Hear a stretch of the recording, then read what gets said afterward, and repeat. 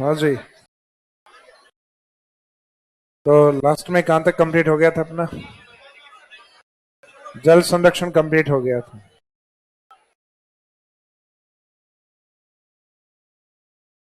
तो next topic था राजस्थान के जो रिसोर्सेज हैं उनके बारे में कवर करना था अपने को, संसाधनों के बारे में, जिसमें संसाधनों में एक तो इम्पोर्टेंट पृथ्वी के ऊपर पाया जाने वाला जो रिसोर्स होता है यानी सॉइल या मिट्टी, फिर मिट्टी से रिलेवेंट होता है वेजिटेशन, जिस क्षेत्र में वेजिटेशन अच्छी होती है वहां होता है वाइल्ड लाइफ, और मिट्टी के अंदर पाई जाने वाली जो चट्टानें होती हैं उनमें पाया जाता है मिनरल्स या खनिज। तो ये टॉपिक्स लिखवा दिए थे मैंने आपको कि अपना चैप्टर नंबर है 9, ये 10, ये 11 और ये 12। जिस कौन सा मिट्टी नंबर, मिट्टी वाला? अच्छा हाँ, सॉरी, 9 टॉपिक पहले हो चुके थे, 10, 11, 12 और 13 ये हो गए थे। तो इसमें नेक्स्ट सॉइल या मिट्टी वाला टॉपिक, सॉइल वाला टॉपिक है, यह भी ओनली आरएस प्रीलिम्स में है, मेंस में क्वेश्चन नहीं आने इसमें भी।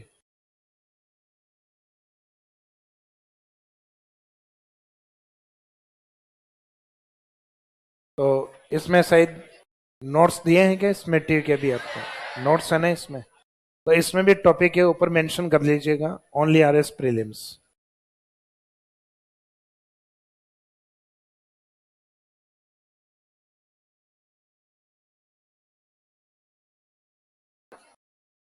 सॉइल वाले टॉपिक में, मिट्टी वाले में जिन पॉइंट्स को हम कवर करेंगे उसमें एक तो रहेगा मीनिंग ऑफ सॉइल, मिट्टी का अर्थ क्या है।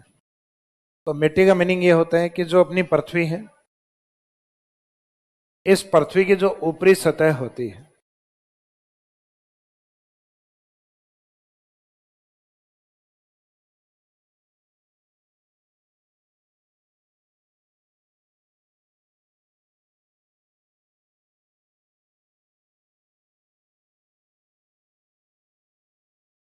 पृथ्वी की ऊपरी सतह पर असंगठित चट्टानें होते हैं, डिसइंटीग्रेटेड रॉक्स यानी टूटे हुए पार्टिकल्स। एक तो होती है चट्टान जो टफ होती है, कठोर होती है, जो पृथ्वी के आंतरिक भागों में मिलती हैं, जैसे एक डी लेयर बोली जाती है। लेयर का मीनिंग होता है परत, या हिंदी में एक शब्द और होता है संस्तर। जब डी परत टूटती है तो इससे बनते हैं मोटे कंकर पत्थर, जिनको हम बोलते हैं सी लेयर। सी लेयर जब और बारीक होती है तो बाद में इसके जो पार्टिकल्स होते हैं, थैंक यू, इसके जो पार्टिकल्स होते हैं सी से बारीक होते हैं, ये होते हैं बी लेयर। बी लेयर के बाद में लास्ट में इसके ऊपर होती है, उसको कहा जाता है ए लेयर। ए लेयर या ए संस्तर या ए परत is known as soil layer. पृथ्वी की जो ऊपरी परत होती है ये होती है मिट्टी की परत। मिट्टी से पहले बनती है बी लेयर यानी सब सोइल उपमृदा, यानी मिट्टी से पहले क्या बनती है? सब सोइल, उप मिट्टी या उपमृदा। उपमृदा से पहले होते हैं लार्ज स्टोन, बड़े कंकर पत्थर।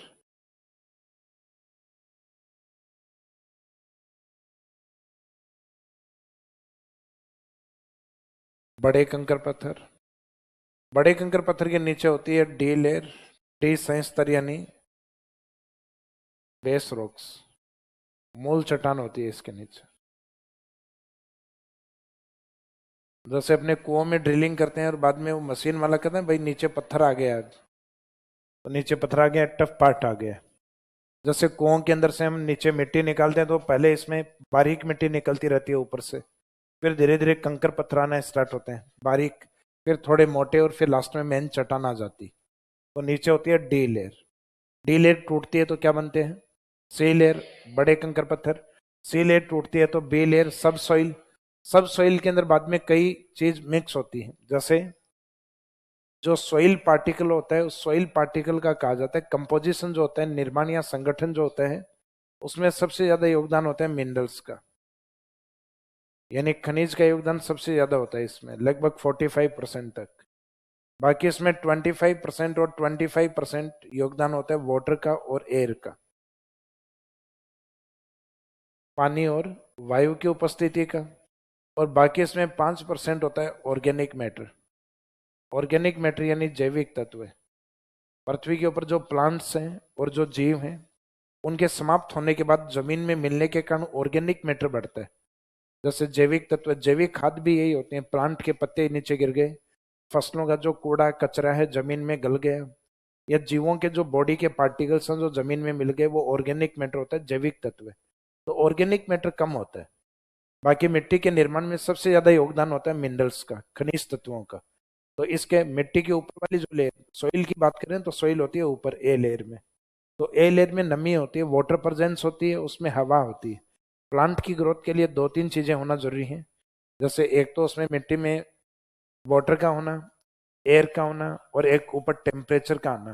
तो टेम्परेचर मिट्टी तो नहीं बनाते, मिट्टी बनाने में योगदान तो होता है तापमान का, लेकिन सोइल पार्टिकल के अंदर टेम्परेचर ऐसा नहीं कहेंगे अपन। तो सोइल पार्टिकल जो बनता है उसमें कंपोजिशन होता है, एक तो सबसे ज्यादा मिनरल्स होते हैं उसमें 45%, 5% होता है उसमें ऑर्गेनिक मैटर 50, 45 एंड 5। बाकी दो बचे हुए पार्ट जिसमें दो इक्वल हैं 25-25, जिसमें वाटर और एयर की प्रेजेंस। तो मिट्टी के पार्टिकल मीन सबका कंपोजिशन होता है। ये हमने किसी एक मिट्टी का नहीं, विश्व की सभी मिट्टियों का एक एवरेज बताया कि सॉइल का कंपोजिशन होता है, उसमें सबसे ज्यादा योगदान। तो उसमें ऑप्शन यही होते हैं, जल का योगदान, मुख्यतः वायु का योगदान, उसमें जैविक तत्वों का योगदान, या फिर मिनरल्स का योगदान। तो इसमें सबसे ज्यादा योगदान किसका होता है? मिनरल्स का, यानी खनिजों का योगदान सबसे ज्यादा माना जाता है। और मिट्टी मुख्यतः कौन सी परत में पाई जाती है? तो आंसर होता है A layer. A layer is known as soil layer, B layer is known as sub soil layer, उपमृदा, C layer is known as large stone layer, बड़े कंकर पत्थर, and D layer is base rocks, यानी मूल चट्टान होती हैं। तो ये जो स्टार्टिंग में आपके नोट्सों के अंदर डेफिनेशन लिखी हुई है कि मिट्टी क्या होती है, तो पृथ्वी की ऊपरी सतह पर असंगठित चट्टानों की परत को मिट्टी कहा जाता है। असंगठित नहीं, बारीक पार्टिकल्स, जिस पार्टिकल्स को हम उठा के और कण कण को देख सकते हैं, वो संगठित नहीं होके असंगठित। संगठित पार्टिकल तो ये है पत्थर के रूप में, और असंगठित पार्टिकल टूटे हुए कण ये है। तो disintegrated rocks on the upper surface of earth is known as soil. पृथ्वी की ऊपरी सतह पर असंगठित चट्टानों की परत को मिट्टी कहा जाता है, मृदा कहा जाता है। और मृदा का जो अध्ययन होता है उसको कहा जाता है पेडोलॉजी, क्योंकि इस मिट्टी के ऊपर आपको क्या लगा हुआ दिखाई देगा? पेड़। तो पेड़ से याद रखना पेडोलॉजी। सॉइल साइंस या study of soil is known as pedology. तो ये स्टार्टिंग में जो डेफिनेशन लिखी है, इस डेफिनेशन के साइड में ये डायग्राम बनाइए।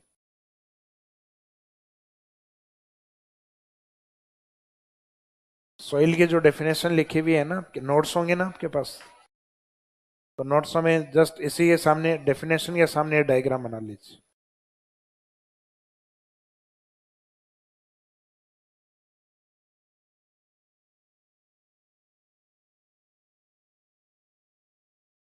इस डायग्राम में देखो, ये एग्जाम में वैसे आने नहीं है, लेकिन वो डेफिनेशन आपको समझ में आ जाए कि पृथ्वी की ऊपरी सतह पर असंगठित चट्टान। अभी असंगठित चट्टान बनी कैसे? टी सी में कन्वर्ट हुई, सी बी में कन्वर्ट हुई, और बी लास्ट में क्या बनी है? ए। ये सोइल बाद में बनी। तो इसका मीनिंग पृथ्वी की ऊपरी सतह पर असंगठित चट्टानों की परत को मिट्टी कहा जाता है। तो ये असंगठित या डिसइंटीग्रेटेड रॉक्स कैसे बनी? ये बनी बी लेयर्स। बी लेयर कैसे बनी? ये सी लेयर से। और सी लेयर कैसे बनी? डी लेयर से।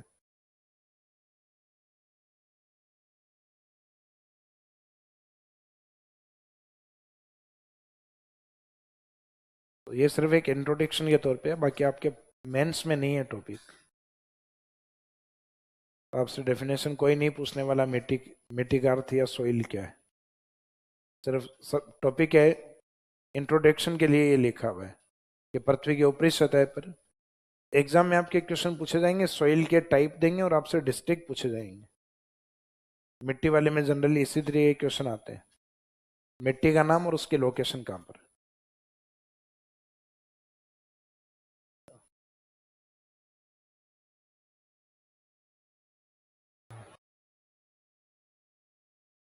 कौन सा?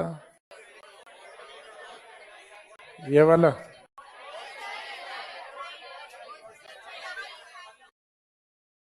यहाँ पे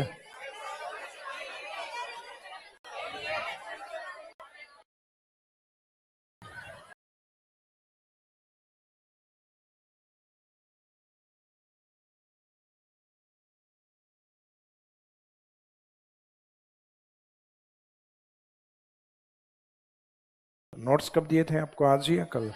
कल दे थे।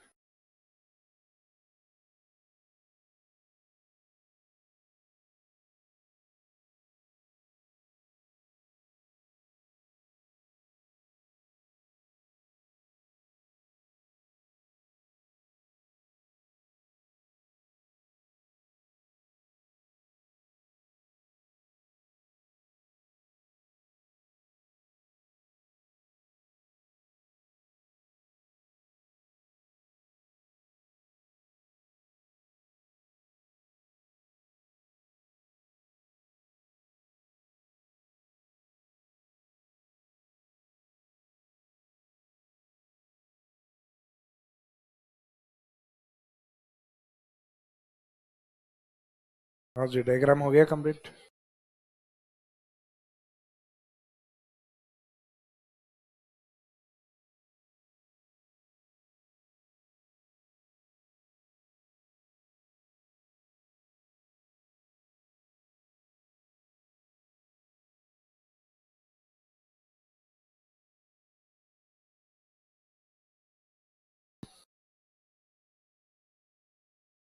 तो इस चैप्टर में स्टार्टिंग में यही दिए हुए हैं कि मीनिंग ऑफ सॉइल क्या है। तो पृथ्वी की ऊपरी सतह पर असंगठित चट्टानों की परत को मिट्टी कहा जाता है। फिर उसमें लास्ट में दिया हुआ है कि पेडोलॉजी है वो सोशल, इसमें सॉरी सॉइल साइंस को कहा जाता है। मिट्टी के मृदा के विज्ञान को या स्टडी ऑफ सॉइल को क्या बोला जाता है? पेडोलॉजी। जैसे जीवों का अध्ययन क्या कहलाता है? बायोलॉजी। तो सेम वैसे ही मिट्टी के अध्ययन को पेडोलॉजी।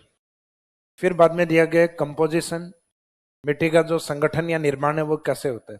तो इसका कंपोजिशन या फॉर्मेशन है, उसमें योगदान सबसे ज्यादा किसका होता है?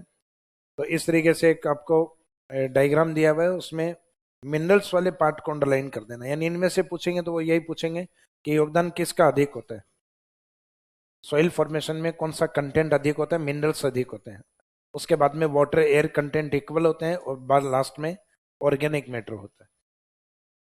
अब ये अलग अलग सॉइल के ऊपर डिपेंड करता है। जैसे अपने इंडिया में वेस्ट बंगाल की ओर एक मिट्टी पाई जाती है पीट, जिसको पीटी सॉइल भी कहा जाता है। पीट अपने कोयले का प्रकार भी होता है एक। तो कोल में भी आता है पीट, एक सॉइल भी होती है पीट या पीटी सॉइल। तो पीटी सॉइल में ऑर्गेनिक जो मैटर होता है वो होता है 40%। किसी भी मिट्टी में ऑर्गेनिक मैटर इतना नहीं होता, क्योंकि डेल्टाई क्षेत्रों में जहाँ वेजिटेशन या प्लांट अधिक होते हैं, जीव अधिक होते हैं, तो उन प्लांट और जीवों के गलने सड़ने से ह्यूमस की मात्रा बढ़ती है। तो मुख्यतः ऑर्गेनिक मैटर या ह्यूमस की मात्रा पीटी सॉइल में काफी ज्यादा होती है। तो ये अलग अलग मिट्टी पे डिपेंड करता है कि आप किस क्लाइमेट में हो, किस एरिया में हो, तो उसमें ऑर्गेनिक मैटर कम या ज्यादा हो सकता है। जैसे डेजर्ट एरिया में वेजिटेशन और जीव दोनों ही कम होते हैं, तो मरुस्थलीय मिट्टियों में ऑर्गेनिक मैटर और भी कम मिलेगा आपको, जैविक अंश या जैविक तत्व। तो ये तो पूरा एक सभी मिट्टियों का एवरेज लिखा गया है कि लगभग 5% मैटर होता है वो ऑर्गेनिक होता है, 45 मैटर या जो कंटेंट होता है वो मिनरल्स का होता है। बाकी जो 250 में जो बचा है वो 20-20 वाटर और एयर का माना जाता है। तो ये चारों ही ऑप्शन में दिए जाते हैं कि मिट्टी में मुख्य योगदान किसका है, मिनरल्स का है। ये इसका कंपोजिशन है। तो कंपोजिशन में सिर्फ इतना ही बताना है निर्माण किस किस से हुआ है। फिर इस चैप्टर का सबसे इंपॉर्टेंट पार्ट आता है, इसका सी पॉइंट में लिखा हुआ है टाइप्स ऑफ सॉइल, मिट्टी के प्रकार। टाइप्स ऑफ सॉइल है, इनको दो तरीके से डिवाइड करते हैं अपन। जैसे हमारे यहाँ एक तो इंडियन ज्योग्राफी जब आप पढ़ोगे, उस इंडियन ज्योग्राफी के अंदर जो मिट्टी के जो प्रकार आपको दिए हुए हैं, सॉइल टाइप्स जो दिए हुए हैं, वो ICAR के हैं, Indian council of agriculture research, भारतीय कृषि अनुसंधान परिषद। क्योंकि मिट्टी का वर्गीकरण वो डिपार्टमेंट देगा जो मिट्टी से रिलेवेंट है। तो मिट्टी का संबंध मुख्यतः किससे? हम एग्रीकल्चर, तो Indian council of agriculture research.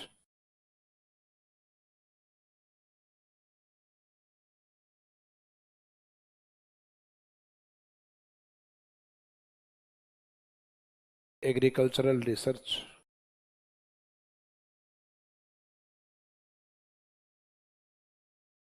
ये 1929 से और न्यू दिल्ली में स्थित, नई दिल्ली के अंदर। हालांकि फ्रीडम इंडिया से पहले आई का मीनिंग इंपीरियल था, जैसे अपने एसबीआई बैंक भी ये state bank of India, India से पहले ये इंपीरियल बैंक के रूप में था। तो सेम वैसे ही आईसीआर ये imperial council of agriculture research, बाद में फ्रीडम इंडिया के बाद इंपीरियल हटके उसका मीनिंग क्या हो गया, इंडियन, बाद में ये शब्द है। तो भारत में कृषि से संबंधित जो रिसर्च सेंटर बनाए जाते हैं, जैसे राजस्थान में भी कई जगह बने हुए हैं, काजरी है, सरसों है, एरिड हॉर्टिकल्चर है, बीजीए मसाले, जो स्पाइस सीड क्रॉप्स हैं वो हैं। तो मुख्यतः सेंट्रल गवर्नमेंट के जो रिसर्च सेंटर होते हैं एग्रीकल्चर के, वो कौन इस्टेब्लिश करता है, आईसीआर। जब हम एग्रीकल्चर वाला टॉपिक पढ़ेंगे तब आएंगे। तो राजस्थान में दो तरीके के रिसर्च सेंटर, एक सेंट्रल गवर्नमेंट के जो लिखेंगे आईसीआर, और एक लिखेंगे स्टेट गवर्नमेंट के रिसर्च सेंटर। तो ये मुख्यतः एग्रीकल्चर रिसर्च सेंटर उनको स्थापित करने का काम भी करता है, यानी एग्रीकल्चर डेवलपमेंट के लिए काम करता है, और एक भारत में मिट्टियों का वर्गीकरण भी देता है। इंडियन ज्योग्राफी में मिट्टी आपके आरएस मेंस में, वहाँ प्रीलिम्स में नहीं है, अपने प्रीलिम्स में है, मेंस में नहीं। तो सोइल वाला टॉपिक अपोजिट है राजस्थान और इंडिया में, हमारी प्रीलिम्स में और इंडियन ज्योग्राफी के अंदर मेंस में। तो वहाँ जो आईसीआर ने मिट्टी बताई है वो भारत में बताई कि भारत में 8 मेन टाइप सोइल हैं, 8 मुख्य प्रकार के, और बाकी उनके सब डिवीजन कर करके कितने गौण भाग बनाए हुए हैं, 27। तो मुख्यतः भारत में आईसीआर के अकॉर्डिंग कितनी मिट्टियां हैं, तो मेन सोइल 8 एंड सब सोइल यानी जो गौण मिट्टियां हैं वो 27 टाइप। तो ये एक फैक्ट होता है जो आपको इंडियन ज्योग्राफी में याद करना है। यहाँ भले ही राजस्थान, अभी तो राजस्थान स्टार्ट होगा, राजस्थान में भले ये याद नहीं करें, लेकिन इंडियन ज्योग्राफी पढ़ोगे उसमें इफेक्ट आएगा आपके कि भारत में आईसीआर के अनुसार मुख्य मिट्टियां, मुख्य पूछे जाती हैं ज्यादातर, तो 8 मेन सोइल है, सब सोइल पूछे जाए 27। तो 8 एंड 27। अब हम यहाँ बात करेंगे राजस्थान की। तो राजस्थान के अंदर मिट्टियों का जो वर्गीकरण है वो एक तो दिया गया है स्टेट एग्रीकल्चर डिपार्टमेंट के द्वारा,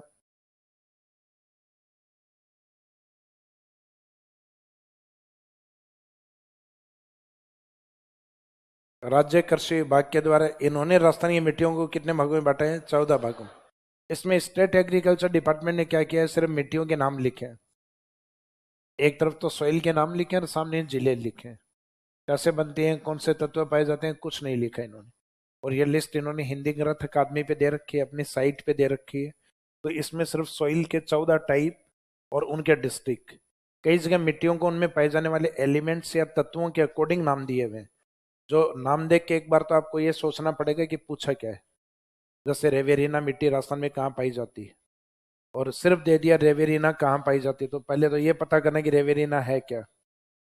फिर जिप्सी फेरस मिट्टी राजस्थान में, यानी जिप्सम में जिप्सम कंटेंट अधिक होता है।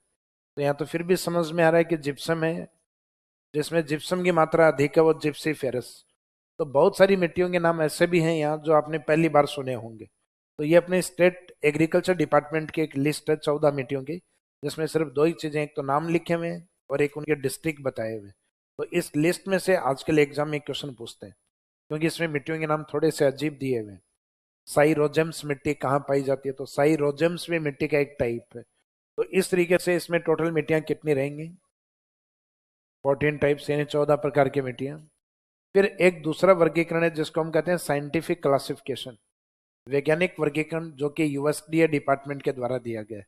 यूनाइटेड स्टेट के डिपार्टमेंट ऑफ एग्रीकल्चर ने यह वर्गीकरण दिया है, संयुक्त राज्य अमेरिका के कृषि विभाग, और उन्होंने विश्व में वैज्ञानिक मिट्टियां 12 भागों में डिवाइड किए।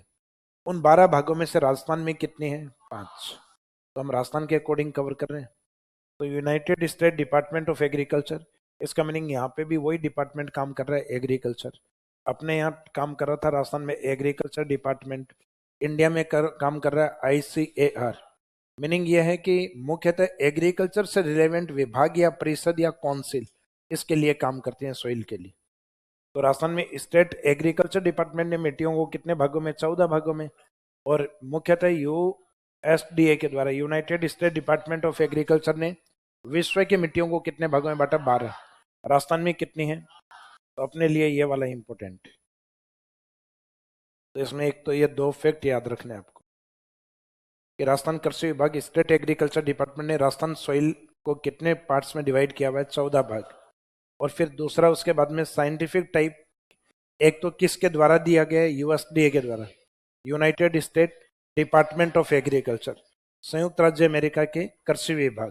हालांकि इनकी स्थापना वर्ष वगैरह से कोई लेना देना नहीं है, एग्जाम में नहीं पूछते इनको, या तो पूछेंगे यूएसडीए ने। अभी कुछ दिन पहले एक एग्जाम था जिसमें शायद इंडिया और वर्ल्ड वाला भी सिलेबस में था, उसमें पूछा था यूएसडीए के द्वारा विश्व की मिट्टियों को कितने साइंटिफिक टाइप में डिवाइडेड किया गया है, तो आंसर था 12। और राजस्थान का पूछ लिया जाए तो इसमें आपके जो फैक्ट लिखा हुआ है नोट्स में, यूएसडीए के नीचे कितना लिखा हुआ है? 5। और इसमें वर्ल्ड या विश्व में पूछा जाए तो 12 टाइप सॉइल, 12 प्रकार की मिट्टी। राजस्थान के अकॉर्डिंग है फैक्ट। विश्व में ब्रैकेट में लिख दो, विश्व में 12।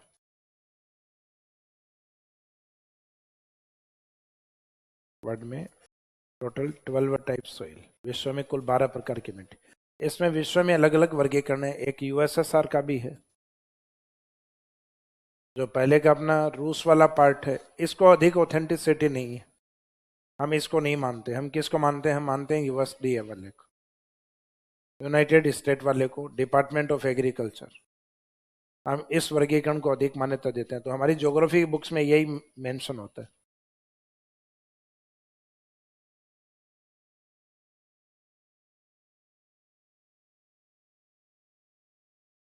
इसके बाद में जो अभी आपने लिखा ना 14 प्रकार की मिट्टियां, अपना जो स्टेट एग्रीकल्चर डिपार्टमेंट,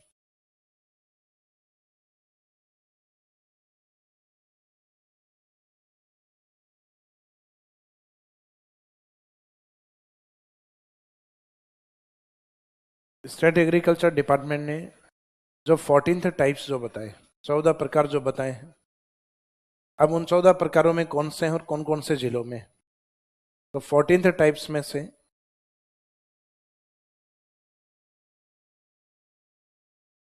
राजस्थान के श्री गंगानगर जिलों में, यानी इसमें गवर्नमेंट साइट पे भी लिखी हुई है लिस्ट, हिंदी ग्रंथ अकादमी में भी दी हुई है। अधिकांश गाइड वाइड वाले भी वहीं से कॉपी करके इसको छापते हैं। तो इसका मीनिंग क्वेश्चन पूछने का ये पैटर्न फिक्स होगा इनका, मिट्टी का नाम और उसका लोकेशन। सबसे पहले गंगानगर की बात करते हैं। इसमें गंगानगर में राजस्थान के उत्तर में 2 प्रमुख मिट्टी हैं, जिसमें भगवान साईं के नाम से स्टार्ट करते हैं, साई रोजेम्स,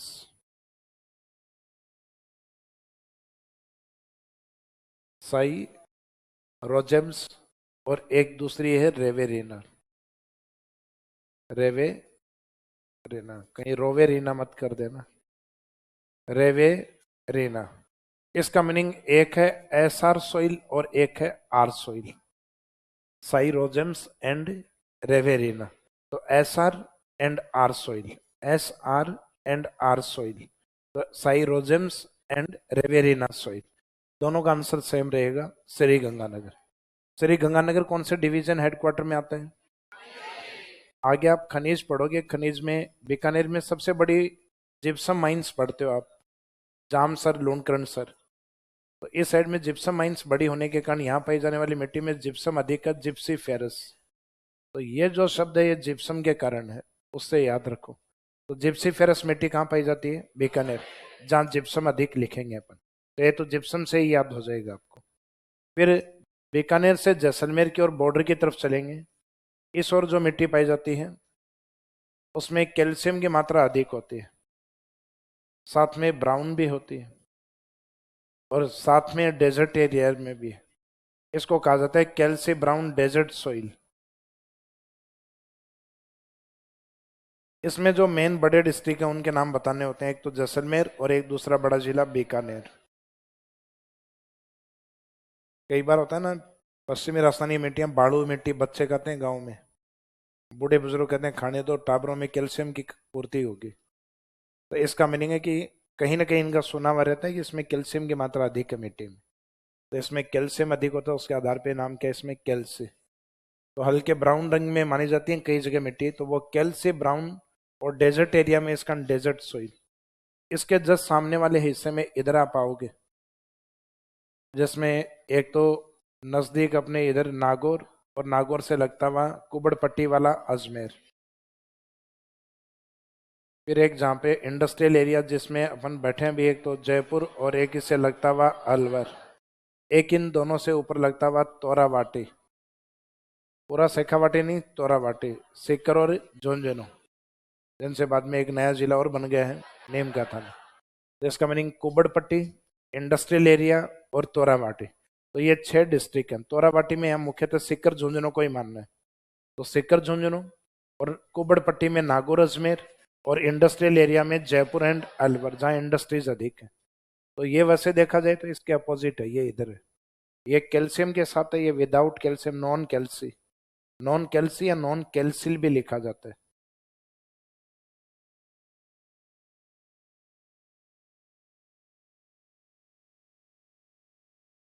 नॉन कैल्सी या नॉन कैल्सिल।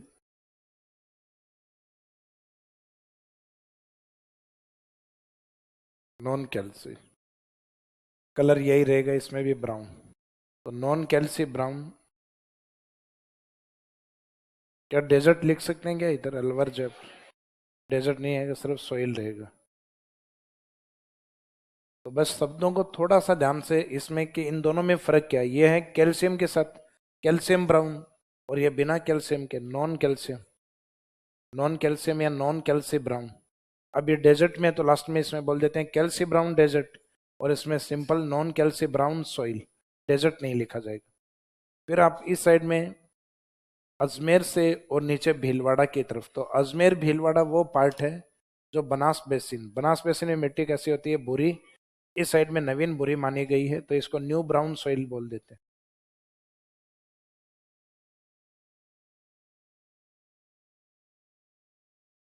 नवीन भूरी, तो नवीन भूरी बनास बेसिन में ए और बी के अंदर, अजमेर और भीलवाड़ा के अंदर, ये new brown soil. Brown soil, brown soil, brown soil, calcium brown, non calcium brown, new brown. तो ब्राउन में 3 है, एक कैल्शियम के साथ ब्राउन है, एक बिना कैल्शियम के ब्राउन है, और एक नई ब्राउन है। तो नई ब्राउन यानी न्यू ब्राउन, नई भूरी मिट्टी। पश्चिम वाली कैल्शियम के साथ तो कैल्शियम ब्राउन, पूर्व वाली without calcium non calcium brown. तो brown soil, brown soil, brown soil, calcium brown, non calcium brown, new brown soil. तो इसमें शब्द क्या यूज हो रहा है उससे डिसाइड होगा किस साइड में। कैल्शियम ब्राउन पश्चिम में बड़े जिले Jaisalmer Bikaner, non calcium brown सामने नागौर अजमेर, फिर तोरावाटी और industrial area, Torawati Sikar Jhunjhunu, industrial Jaipur and Alwar, उसके नीचे अजमेर भीलवाड़ा, ये न्यू ब्राउन नवीन भूरी मिट्टी। राजस्थान के अंदर चट्टानी भाग या अरावली सबसे ज्यादा किस जिले में? अरावली मुख्यतः उदयपुर, हाड़ौती मुख्यतः कोटा। दोनों भाग चट्टानी है, यहाँ मानी गई है हिली सोइल, पर्वतीय मिट्टी।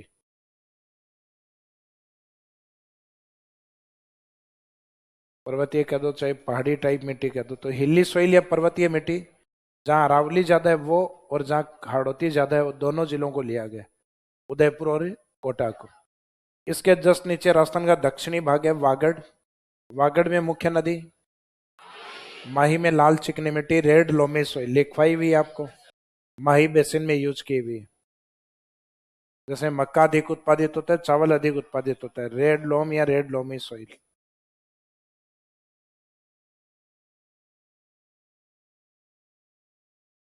कौन सी मिट्टी है? लाल चिकनी मिट्टी है। तो अब इसमें एक तो अपने को ऊपर वाले जो 2 जिले थे गंगानगर बीकानेर, जहाँ कितनी मिट्टी? 3 मिट्टी। गंगानगर में 2 तो, और एक बीकानेर में। गंगानगर में S R soil and R soil, S R यानी sierozems, not Shahrukh Khan, sierozems, and R से रेवेरिना। 1-2 बार रिपीट करोगे तब धीरे धीरे याद होना स्टार्ट होंगे। तो S R soil and R soil, sierozem soil and Riverina soil. Bikaner वाली जिप्सम के कारण जिप्सी फेरस। फिर बाद में पश्चिम, पूर्व एंड मिड सदर्न की ओर तीनों जगह ब्राउन है, calci brown, non calci brown, new brown. Calci brown Jaisalmer Bikaner, non calci brown Nagaur Ajmer, Sikar Jhunjhunu, Jaipur and Alwar, और new brown Ajmer and Bhilwara. और मुख्यतः हिली सॉइल, अरावली और हाड़ौती यानी उदयपुर और कोटा, और माही बेसिन यानी बांसवाड़ा, डूंगरपुर, प्रतापगढ़ की ओर रेड लोमी सॉइल, लाल और चिकनी मिट्टी। तो मुख्यतः सदन वाली 2 मिट्टी, 3 ब्राउन कैटेगरी, 5 और 3 ऊपर बताई हैं, कितनी हो गई? 8 मिट्टी। 3 ऊपर हो गई, 2 जिले थे, मिट्टियां 3 थी, SRR एंड जिप्सी फेरस। तो 3 मिट्टी ऊपर, 3 ब्राउन, 6 और 2 नीचे पर्वत और लाल चिकनी मिट्टी, कितने? तो 14 मिट्टी, उसमें से लगभग 8 मिट्टी अब आपको याद, 6 मिट्टी और देखिएगा।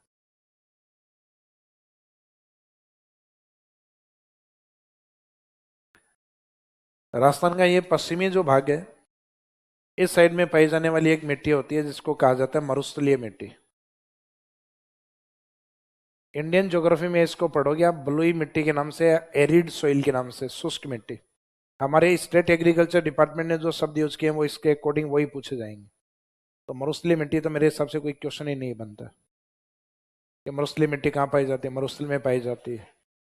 और राजस्थान ये सबसे बड़े जिले इसके आंसर होंगे, जैसलमेर, बीकानेर, बाड़मेर, जोधपुर, फिर होंगे तो शेखावाटी वाले होंगे। मीनिंग है राजस्थान के जो डेजर्ट में जो जिले पड़े हैं वही आंसर होंगे इसके। तो मरुस्थलीय मिट्टी में मुख्यतः JBB, एंड शेखावाटी। फिर इन्होंने बताया कि जो मरुस्थलीय मिट्टी है इसमें एक मिट्टी और होती है मरुस्थलीय एवं बालुका स्तूप मिट्टी। बालुका स्तूप में क्या होता है कि बलवा बलवा जो कण होते हैं, मोटे कण होते हैं, वो ज्यादा पाए जाते हैं जिनसे सैंड ड्यून बनते हैं, बालुका स्तूप बनते हैं। तो ये desert and sand dune soil मुख्यतः मरुस्थलीय एवं बालुका स्तूप मिट्टी। तो इसमें वो जिले जिसमें ड्यून्स ज्यादातर पाए जाते हैं, जैसलमेर, बीकानेर, बाड़मेर और जोधपुर, JBB वाले बड़े वाले जिले। लगभग आंसर सेम सही है, लेकिन ये 2 टाइप बताए इन्होंने। शेखावाटी में ये मरुस्थलीय है दोनों। मीनिंग ये है कि शेखावाटी में चाहिए भी लिख दो, क्योंकि ड्यून्स शेखावाटी में भी मिलते हैं। फॉर एग्जाम्पल बरखाने और चूरू में भी मिलते हैं। तो एरिया में इसमें ऐसे ऑप्शन एग्जामिनर देगा कि कुछ जिले इधर के देगा, कुछ जिले ईस्टर्न राजस्थान के देगा, कुछ जिले हाड़ौती के देगा, कुछ वागड़ के देगा। तो इधर वाले जो ऑप्शन में दिए हुए वो आंसर होंगे। तो इनमें ऑप्शन देख के पता लगता है कि ग्रुपिंग में दिया जाता है, अकेला जिला नहीं देंगे, इसमें जिलों के ग्रुप लिखेंगे, उसमें पहचानना पड़ेगा कि सैंड ड्यून सॉइल किधर है। तो जिधर ड्यून्स अधिक मिलते हैं उधर है। तो मीनिंग है कि कोई भी मिट्टी किसी जिले की सीमा तक तय नहीं होती, ये जिला खत्म हो गया तो आगे नहीं मिलूंगी अब। इसका मीनिंग है काली मिट्टियां कोटा, बूंदी, बारा, झालावाड़ उनके बाहर भी मिलती हैं, और उन जिलों के अंदर भी कंप्लीट नहीं मिलती। मीनिंग वो जिला है उनके हर एक कोने में सिर्फ काली मिट्टी होगी, तय थोड़ी ना, दूसरी मिट्टियां भी होती। तो ये वाला जो पार्ट है इसमें मिट्टियां हैं वो आसान नाम है, डेजर्ट के नाम से ही है, ये इजीली याद होंगे। मैदानी भाग की विशेषता लिखवाई थी, वहां बताया था कि मैदानी भाग में एग्रीकल्चर प्रोडक्टिविटी ज्यादा होती है, जनसंख्या घनत्व अधिक होता है, because most fertile soil alluvial is found here, क्योंकि यहाँ सर्वाधिक उपजाऊ मिट्टी जलोढ़ पाई जाती है। तो जो एलुवियल सॉइल है, जलोढ़ मिट्टी है, वो मुख्यतः राजस्थान के ABCD वाले जिलों में इनमें अधिक होती है, अलवर, भरतपुर, करौली, धौलपुर। एग्जामिनर जब पूछता है तो इनको देता ही देता ऑप्शन में, हो सकता है नजदीक वाला टोंक भी दे दे, सवाई माधोपुर भी दे दे, हो सकता है दौसा भी दे दे, लेकिन मेन डिस्ट्रिक्ट ये होते हैं ABCD वाले डिस्ट्रिक्ट। तो राजस्थानी पूर्वी मैदानी भाग वाले ये जलोढ़ मिट्टी वाले। जलोढ़ मिट्टी से जस्ट नीचे वाला एरिया हाड़ौती, हाड़ौती में कैसी मिट्टी होती है, इस एरिया में मानी जाती है ब्लैक सॉइल, काली मिट्टी। ब्लैक को ये लिख देते हैं कई बार कि मुख्यतः मीडियम से और डीप ब्लैक, यानी मध्यम से गहरी काली। अब चाहे इसको हल्की काली लिखो, चाहे मध्यम काली लिखो, चाहे गहरी काली, काली राजस्थान में एक ही तरफ है। तो मोस्टली इसको ब्लैक सॉइल के नाम से ही पूछा जाता है। तो ब्लैक सॉइल कौन से एरिया में है, हाड़ौती। काली मिट्टी के नाम से ही पूछते हैं इसको। तो ब्लैक सॉइल चाहे मीडियम ब्लैक आए चाहे डीप ब्लैक आए, मध्यम काली पूछो चाहे गहरी काली पूछो, आंसर वही रहेगा, हाड़ौती। क्योंकि ये शब्द बाकी राजस्थान में और कहीं पे भी यूज नहीं होता ब्लैक सॉइल। तो ब्लैक सॉइल वाला शब्द हाड़ौती के लिए। तो इधर ऊपर जलोढ़ है मैदान में, एलुवियल सॉइल मैदानों में जलोढ़ ही होती है अधिकांशतः, और हाड़ौती या पठारों में मुख्यतः कौन सी होती है, ब्लैक सॉइल। तो इधर 2 डेजर्ट के टाइप, एक डेजर्ट सॉइल, एक desert and dune soil, sand dune soil. इधर है alluvial soil and black soil. जो हड़ौती वाला जो पार्ट है, सॉरी अरावली वाला जो पार्ट है, उसके पश्चिम में लोनी बेसिन और इसके ईस्ट में बनास बेसिन। दोनों में एक कॉमन सॉइल पाई जाती है जिसका नाम है ब्राउन सॉइल। बनास में तो बताई हुई भी है, लिखवाई हुई है आपको, बनास के मैदान में भूरी मिट्टी।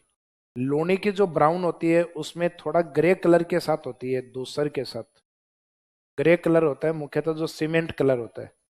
आपकी स्क्रीन का जो नीचे वाला बॉर्डर है ना, इसमें ये ग्रे कलर है। तो इसका मीनिंग है कि जो ग्रे ब्राउन है, ग्रे का मीनिंग हिंदी में बोलते हैं दूसर कलर, सीमेंट कलर। तो दूसर ग्रे मीनिंग एक ही है, दूसर ग्रे ब्राउन सॉइल। अब इस ब्राउन में क्या है कि लोनी है तो कुछ जगह जलोढ़ भी मिल जाती है, नदियां होती हैं तो एलुवियल मिलने की पॉसिबिलिटी है। तो जलोढ़ मुख्यतः वो है मैदानी भाग वाले। लेकिन इसमें इन शब्दों को प्राथमिकता देनी है कि बोरी किसके साथ रहेगी, ग्रे के साथ। तो ये ग्रे ब्राउन डिस्ट्रिक्ट रहेंगे इसमें लोनी के टच वाले, जैसे पाली हुआ उसके नीचे जालोर, सिरोही या आसपास के जोधपुर वगैरह, इन डिस्ट्रिक्ट में कोई दिया जा सकता है। तो मेन इन डिस्ट्रिक्ट को लोनी बेसिन वाले डिस्ट्रिक्ट को देख के तय करेंगे। बनास बेसिन में आपको पता है जिले एक तो मेवाड़ वाले और एक आगे एटीएम्स वाले। बनास का मैदान करवाया हुआ आपको मेवाड़ और मालपुरा करौली। तो उस साइड में बनास वाले में माना गया है ब्राउन को येलो के साथ, उसको बोला गया है मुख्यतः पीली भूरी मिट्टी, येलो ब्राउन सॉइल। कि पीली के साथ भूरी होती है। तो मीनिंग ये हुआ कि इन दोनों तरफ नदियां हैं, दोनों में brown soil, brown soil, brown with grey and brown with yellow. यहाँ ब्राउन ग्रे के साथ है और यहाँ ब्राउन पीली के साथ। तो मीनिंग है ग्रे के साथ है तब तो है लूनी बेसिन, और पीली के साथ है तब है बनास बेसिन। तो लूनी नदी का कैचमेंट एरिया भी पढ़ाया हुआ है, बनास का भी करवाया हुआ है। तो इसका मीनिंग इन नदियों के नाम याद रखना, इनसे याद जल्दी होंगे।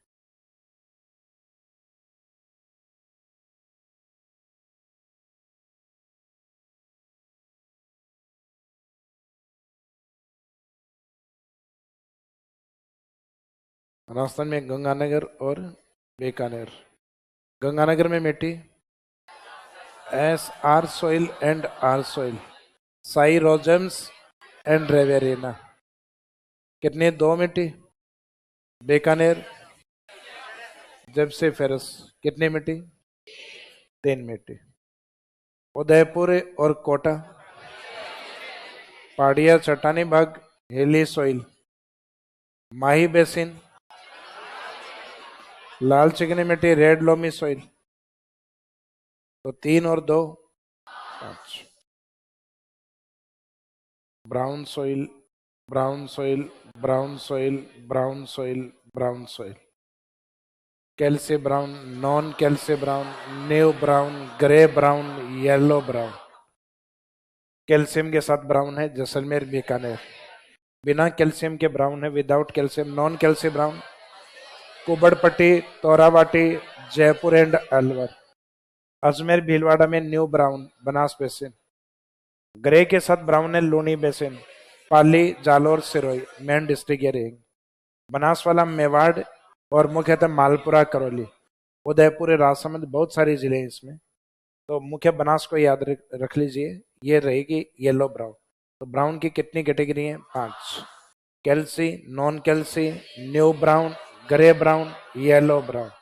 तो पांच ये ब्राउन हो गई, पांच ये हो गई, कितनी, दो डेजर्ट वाली हो गई, मरुस्थलीय desert and desert sand dune, मरुस्थलीय एवं मरुस्थलीय बालू का स्तूप। दो पूर्व हो गई जलोढ़ और ब्लैक सॉइल, यानी दो डेजर्ट वाली हो गई इधर, और एक alluvial soil and black soil. कितनी हो गई, तो ये 10 इस तरीके से याद करो। फिर दो डेजर्ट में और दो ईस्टर्न राजस्थान की ओर, पहले एलुवियल और फिर हाड़ौती की ओर ब्लैक सॉइल। तो इस तरीके से मिट्टियां थोड़ी जल्दी याद हो। तो जब भी इनकी प्रैक्टिस करें तो ब्राउन का ग्रुप एक साथ ही याद किया करो आप।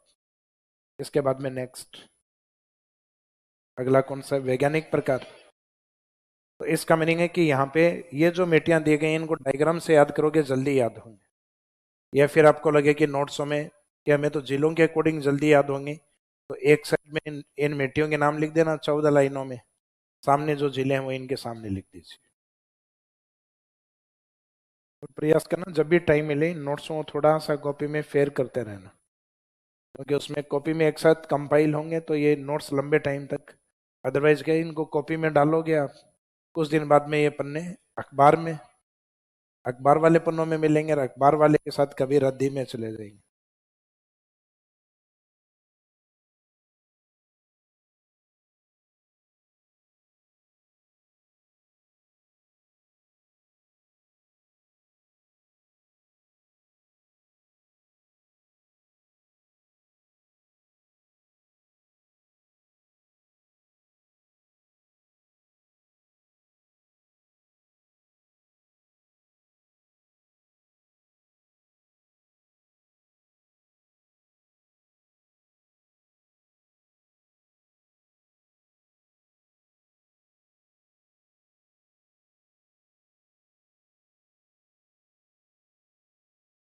सर क्लाइमेट क्लासिफिकेशन में डी लेटर सेमेरिड या अर्ध शुष्क कैसे हुआ? क्वेश्चन कहाँ दिया? थॉर्नथवेट के अनुसार है ना, थॉर्नथवेट का वर्गीकरण है उसमें है डी। भाई मैंने कहा था कि कल आप अपना वर्गीकरण दो और आप कहोगे मेरे अकॉर्डिंग ए का मीनिंग जीरो फाइट है, आप ये कहोगे मेरे अकॉर्डिंग ए का मीनिंग जीरो फाइट है, तो आपको अगर किसी व्यक्ति को पढ़ना हो तो वो ए का मीनिंग जीरो फाइट ही याद करेगा। फिर तो जिनको कोपेन पढ़ना है वो कोपेन के अकॉर्डिंग पढ़ो ए का मीनिंग क्या है, और जिनको थॉर्नथवेट पढ़ना वो थॉर्नथवेट के अकॉर्डिंग।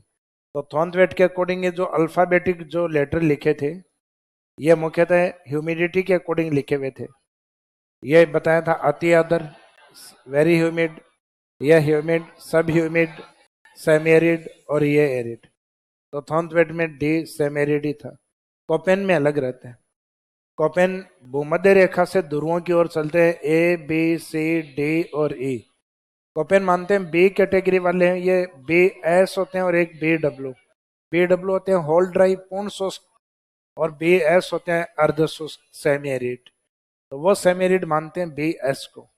तो डी का अर्थ अर्ध शुष्क है, इसका मीनिंग है वर्गीकरण थॉर्नथवेट का।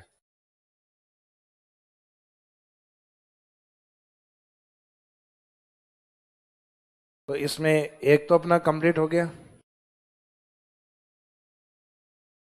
स्टेट एग्रीकल्चर डिपार्टमेंट वाला।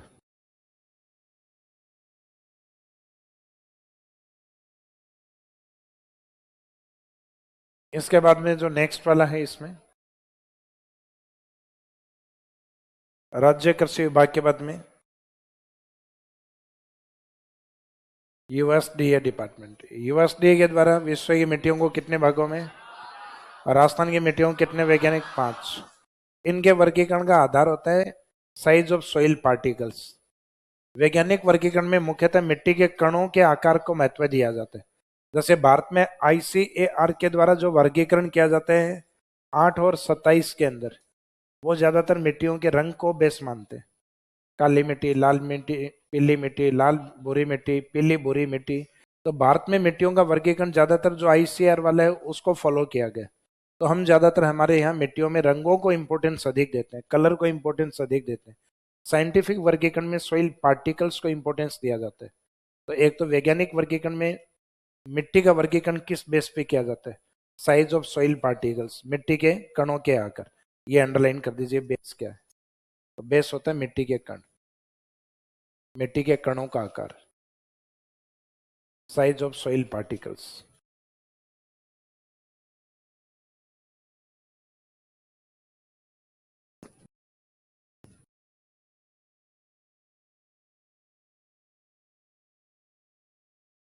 कोलाई झील मरु उद्यान या नकली स्थान का उदाहरण है क्या? मैंने बताया था नोट्स वाला, आप नोट्स डेजर्ट वाला टॉपिक खोल के देखो, मरुस्थल वाला, मरुस्थल के अंदर, और आपको लिखवाया हुआ है पॉइंट नंबर 6 या 7 के आसपास से। वहां नकली स्थान का एग्जाम्पल लिखवाया कि मरुस्थलों में जहां जहां जल बेसिन पाए जाते हैं उनके चारों ओर हरियाली पाई जाती है। फॉर एग्जाम्पल कोलाई, गजनेर, एक जैसलमेर वाली गढ़ी सर, 2-3 एग्जाम्पल लिखवाया है। डेजर्ट वाला टॉपिक 6 नंबर में है ना। हाँ। वहां नीचे एग्जाम्पल देखो।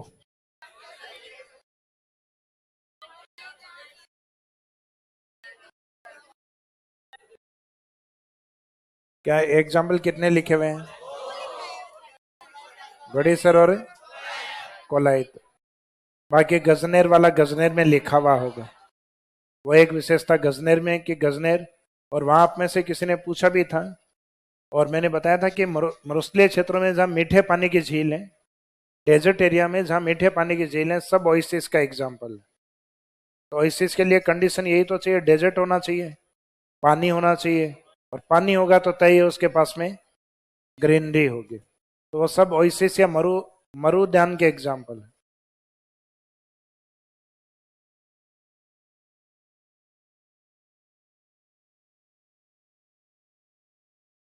तो वैज्ञानिक वर्गीकरण में मुख्यतः एक तो इनके जो नाम है, प्राथमिकता तो कि इनके नाम याद हो आपको, ये वैज्ञानिक नाम। जैसे राजस्थान का ये वाला हिस्सा है, पश्चिमी भाग वाला,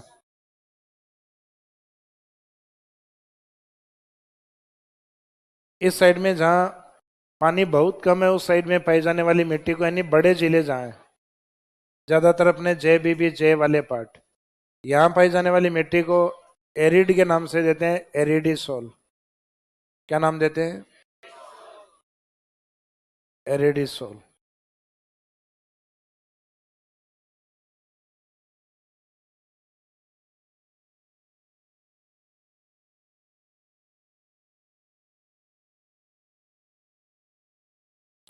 लैटिन भाषा में सोल का जो सोल शब्द लिया गया है, ये सोल इसी सोलम से निकला हुआ है। सोलम का मीनिंग होता है कि जो फ्लोर वाला हिस्सा होता है ना, फर्श वाला, सतह वाला, तो सोलम का मीनिंग होता है लैटिन लैंग्वेज में फ्लोर, यानी सतह का हिस्सा। तो सतह पे क्या पाई जाती है? मिट्टी पाई जाती है। तो ये सोलम शब्द से निकला हुआ है, सतह के ऊपर पाई जाने वाली सोइल। सोइल इस शब्द से निकला हुआ है, सोलम से, लैटिन भाषा के सोलम शब्द से सोइल को बनाया गया। इंग्लिश मीनिंग सोइल होता है। तो इसमें इन्होंने जो साइंटिफिक जो नेम दिए हैं, उन साइंटिफिक नेम में इन्होंने नाम क्या रखे हैं? लैटिन। तो लैटिन भाषा में जो शब्द है वो इसको एज इट इज सोल ही लिखा हुआ है। तो इसका नहीं, इनके जो नाम में लिखा हुआ है ना सोल, आप में से कईयों को लगता है आई लिखना भूल गए लगता है। बोले नहीं है, वो लैटिन भाषा का शब्द सोल है, वो इंग्लिश में कन्वर्ट होता है तो वो सोइल में काउंट होता है। तो इसका मीनिंग है यहाँ इसमें हर जगह प्रोनाउंसिएशन क्या किया जाएगा? Sol, not aridi soil, aridisol. जैसे आप पढ़ते हो ना, साइंटिफिक एग्रीकल्चर भी होती है, जैसे एपी कल्चर। तो एपी लैटिन भाषा में एपी, और एपी को इंग्लिश में क्या बोलते हैं? बी, रेयरिंग ऑफ बी, मधुमक्खी को पालना। तो लैटिन भाषा में उसका नाम क्या है? एपी। तो लैटिन अमेरिका में इसका मीनिंग पूछा ही नहीं जाएगा, क्योंकि उनके एपी बोलते हैं। अपने एपी कल्चर, उसका जो प्रचलित नाम है, कल्चर का मीनिंग वहां होता है कल्टीवेशन, प्रोड्यूस्ड करना। कल्चर अपने इंग्लिश में आता है, उसका मीनिंग होता है संस्कृति। तो वो एपी कल्चर जो बोलते हैं, तो अपने को तो लगता है कि कल्चर संस्कृति होना चाहिए। तो कल्चर का मीनिंग आपको लगता है कि शायद एग्रीकल्चर को शॉर्ट में कर दिया है। तो एग्रीकल्चर नहीं, कल्चर का मीनिंग होता है कल्टीवेट करना, उत्पादित करना। तो हालांकि शब्द उसमें एग्रीकल्चर में आगे शब्द यूज होता है एग्रीकल्चर। तो एग्रीकल्चर का मीनिंग एग्रो प्रोडक्ट्स, कृषि उत्पाद। कल्टीवेशन का मीनिंग होता है उत्पादित करना, जो सॉरी कल्चर का मीनिंग होता है कल्टीवेट या उत्पादित करना। तो ये लैटिन भाषा से लिए गए शब्द हैं। तो उसमें सोइल वाला भी ऐसा ही है, इसलिए बार बार क्या शब्द यूज होगा? सोल। तो एक तो ये स्पेलिंग गलत मत समझना।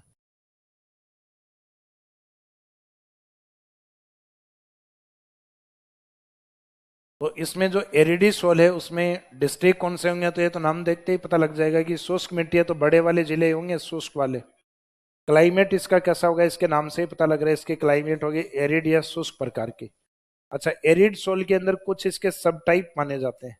इस मिट्टी के कुछ गौण प्रकार होते हैं, अदर जो टाइप्स हैं, अदर टाइप्स उसके अंदर।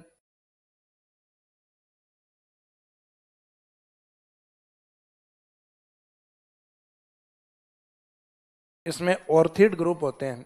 ऑर्थिड में एक आता है इसमें कैल्सी, एक आता है कैम्बो, एक आता है पेली, एक आता है इसमें सेल ऑर्थिड्स। जिसको मिला के सेल और ऑर्थिड को सेलोऑर्थिड्स। मीनिंग है कि अपने को ये नाम याद ही नहीं करने, अपने को याद रखना है ऑर्थिड आते ही अपने को किस में मानना है, एरिडीसोल में।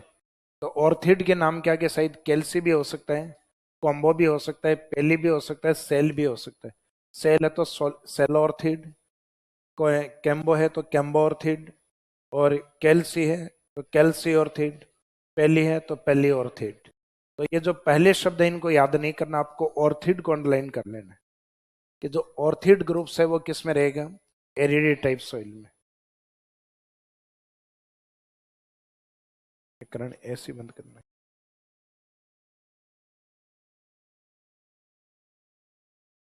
गुल्फी जम जाएगी टापरों के इनकी।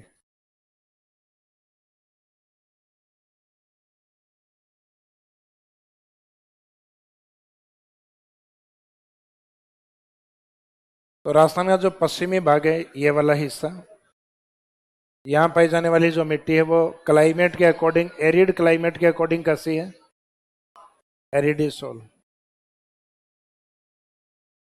एरिडो लिख दो चाहे एरिड बोल दो, ये शब्द ये है क्लाइमेट एरिड से, एरिड सोल। तो इस कारण एरिडिसोल। क्लाइमेट कैसी है, एरिड। जिले कौन से हैं, जय बीबी जय, बड़े जिले हैं इसमें। बाकी जो राजस्थान बच गया है उसमें है एंटीसोल। हिंदी में तो दोनों एक जैसे दिखते हैं, ए और ए वाला, लेकिन ये एरिड है और ये एंटीसोल।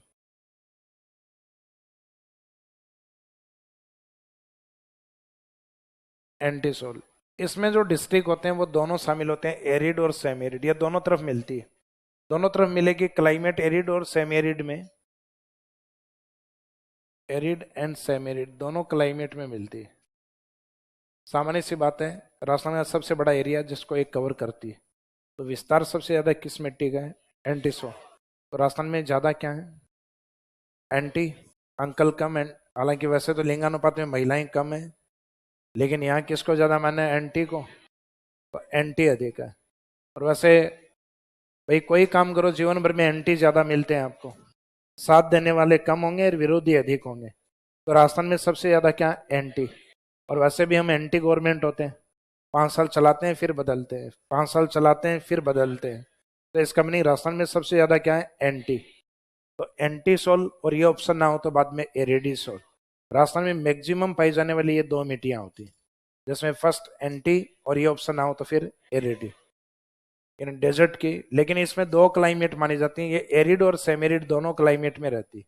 इसमें क्लाइमेट पूछेंगे ही नहीं क्योंकि क्लाइमेट अंदर ही मेंशन है, एरिड क्लाइमेट होती है, शुष्क। राजस्थान का पूर्वी मैदानी भाग जहां बढ़िया क्वालिटी की मिट्टी होती है, उस साइड में आपको साइंटिफिक मिट्टी मिलती है, अल्फीसोल।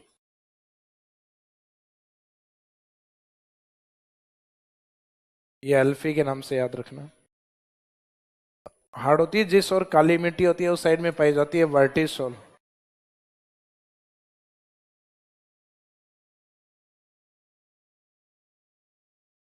वर्टिसोल जिसको ब्लैक सॉइल या मुख्यतः चरनोजम सॉइल भी कहा जाता है।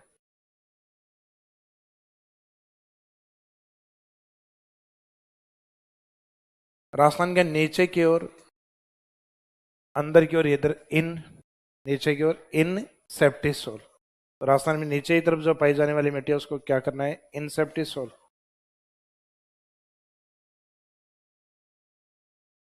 तो नीचे की तरफ ये इन सेप्टिसोल, इधर वाली बढ़िया क्वालिटी की है अल्फीसोल, और इधर वाली काली मिट्टी है। तो बच्चे जब बाहर से खेल कूद के आते हैं ना घरों में, तो माँ कहती है वो क्या गया ना बेटा, डर्टी। तो dirty is Varti, Varti is dirty. जो वर्टी है वो डर्टी यानी काली मिट्टी, काली है वो डर्टी है, डर्टी है वो वर्टी है। तो वर्टी इज डर्टी। तो वर्टी सॉइल किस मिट्टी के लिए, ब्लैक सॉइल या चरनोजम सॉइल के लिए। चरनोजम यूरोपियन कंट्रीज की ओर बोला जाता है, ये अपने यहाँ का शब्द नहीं है, यूरोपियन कंट्रीज का वर्ड। अब इसमें डिस्ट्रिक्ट अगर देखा जाए, जैसे आपने मैप में इंडिकेट कर दिया जिले, उसके बाद पता लग जाते हैं आपको। जैसे अल्फीसोल में पूर्वी मैदान, मैदानी भाग के जिले। क्लाइमेट इसमें माना जाता है एक तो अरावली वाला, इसमें अरावली में जलवायु कैसी होती है, उपाद्र, और मैदान में आर्द्र। तो इसमें सब ह्यूमिड एंड ह्यूमिड क्लाइमेट माना जाता है। अब इस साइड में जो इंसेप्टी सोल है, इंसेप्टी सोल में एक तो लगभग मेवाड़ है, यानी उदयपुर है, राजसमंद, चित्तौड़, भीलवाड़ा, इसमें वागड़ भी है, नीचे वाले जिले भी हैं, और एक पश्चिमी राजस्थान का जिला है, इसमें पाली। इस कारण इसमें क्लाइमेट ली जाती है।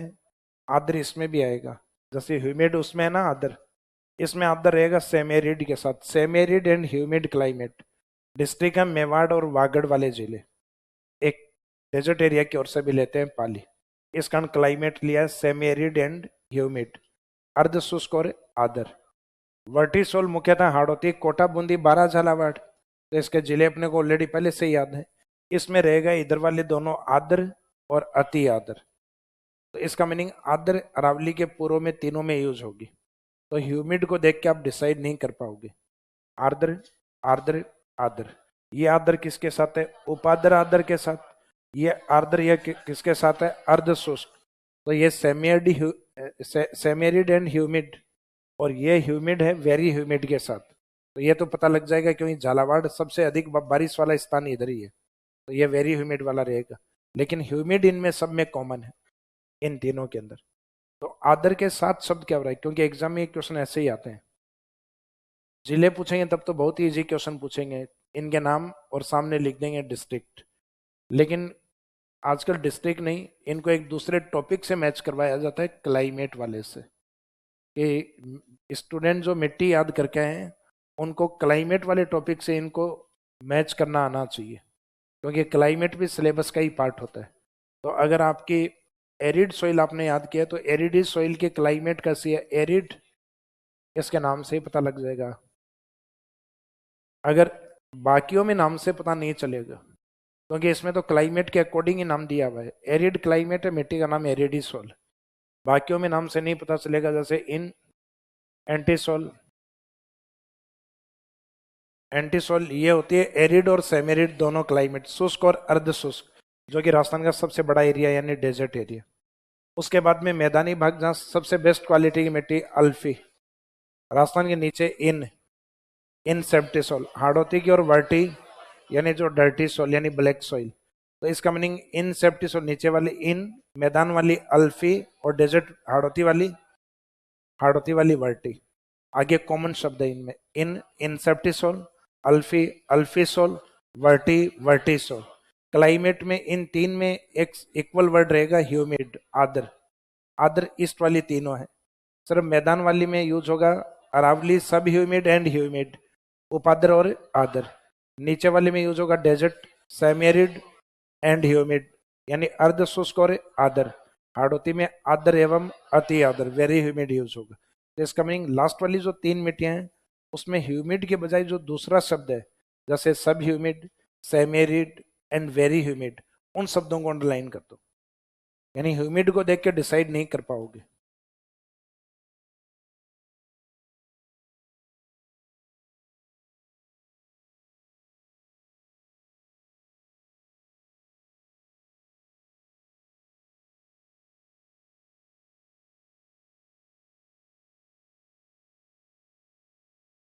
पिलर के सामने कौन सी, ये वाली?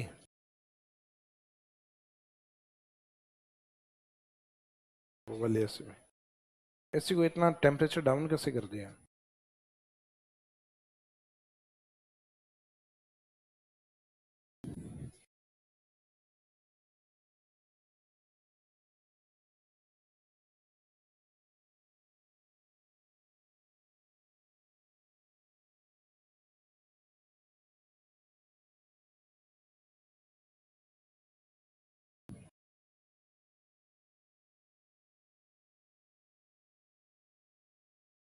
यस,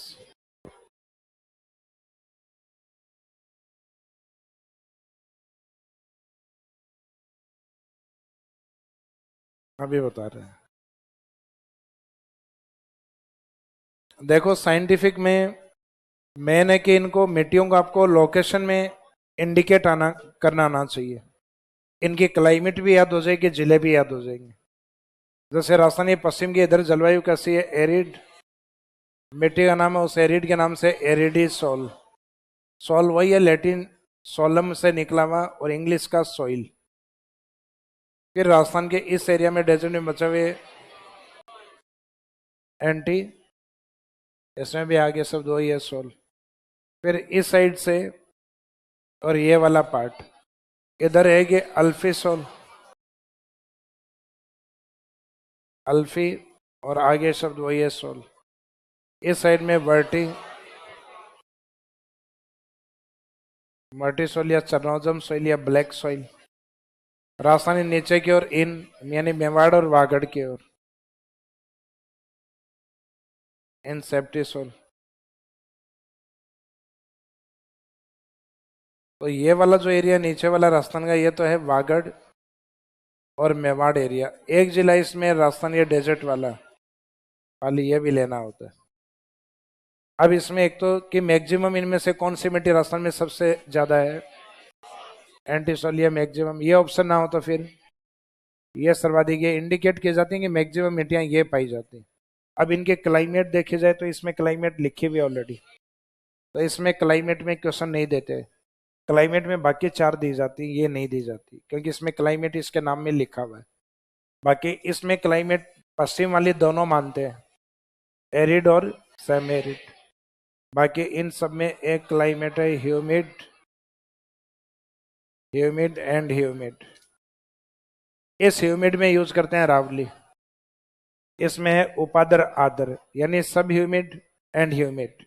इसमें यूज करते हैं desert, desert semi arid, semi arid and humid. इसमें ह्यूमिड एंड वेरी ह्यूमिड। आर्द्र के साथ अति आर्द्र, आर्द्र के साथ उपाद्र, आर्द्र के साथ अर्ध शुष्क। तो ये अर्ध शुष्क आर्द्र, उपाद्र आर्द्र, या आर्द्र अति आर्द्र। अब इसमें सिर्फ एक एरिडी स्टार्टिंग वाली थी, उसके कुछ सब ग्रुप भी दिए हुए हैं ऑर्थिड के नाम से। तो ऑर्थिड ग्रुप्स किस में होते हैं, एरिडी सोल के अंदर। जो मैंने आप उसमें नाम याद रखने की आवश्यकता नहीं, ऑर्थिड कौन कौन से, कैल्सी, कैम्बो, पेली, सेल, इन सब के आगे ऑर्थिड लगाना होता है। तो ये साइंटिफिक टाइप आपके कंप्लीट। इसके बाद में एक सामान्य वर्गीकरण पढ़ा जाता है। सामान्य वर्गीकरण यानी इंडियन ज्योग्राफी पढ़ते टाइम राजस्थान में कौन कौन सी मिट्टियां आती हैं, तो उनका एक जनरल क्लासिफिकेशन जिसमें हम 7-8 मिट्टियों को कवर करते हैं, वो संस्थागत नहीं है, इंस्टीट्यूशनल नहीं है। तो अब जो स्टडी करेंगे राजस्थान में सामान्य वितरण मिट्टियों का जो पाया जाता है, तो इसका मीनिंग वो टाइप्स में नहीं पूछेगा एग्जामिनर कि सर आपने अब जो डिस्क्रिप्शन लिखा आगे वो केवल 8 मिट्टियों का लिखा है। तो आपसे पूछे जाएंगे संस्थागत या इंस्टीट्यूशनल, सिर्फ 2 ही पूछे जाएंगे कि राज्य कृषि विभाग, स्टेट एग्रीकल्चर डिपार्टमेंट ने राजस्थान में कितनी मिट्टी मानी है, आंसर रहेगा 14th टाइप्स। यूएसडीए डिपार्टमेंट ने राजस्थान में कितनी मिट्टी मानी है, आंसर रहेगा 5। इनके अलावा मिट्टी टाइप्स में फैक्ट राजस्थान में इनके अलावा कोई यूज नहीं करना। इंडिया के अंदर एक अलग रहेगा आईसीएआर वाला, 8 and 27, 8 main type and 27 sub division types.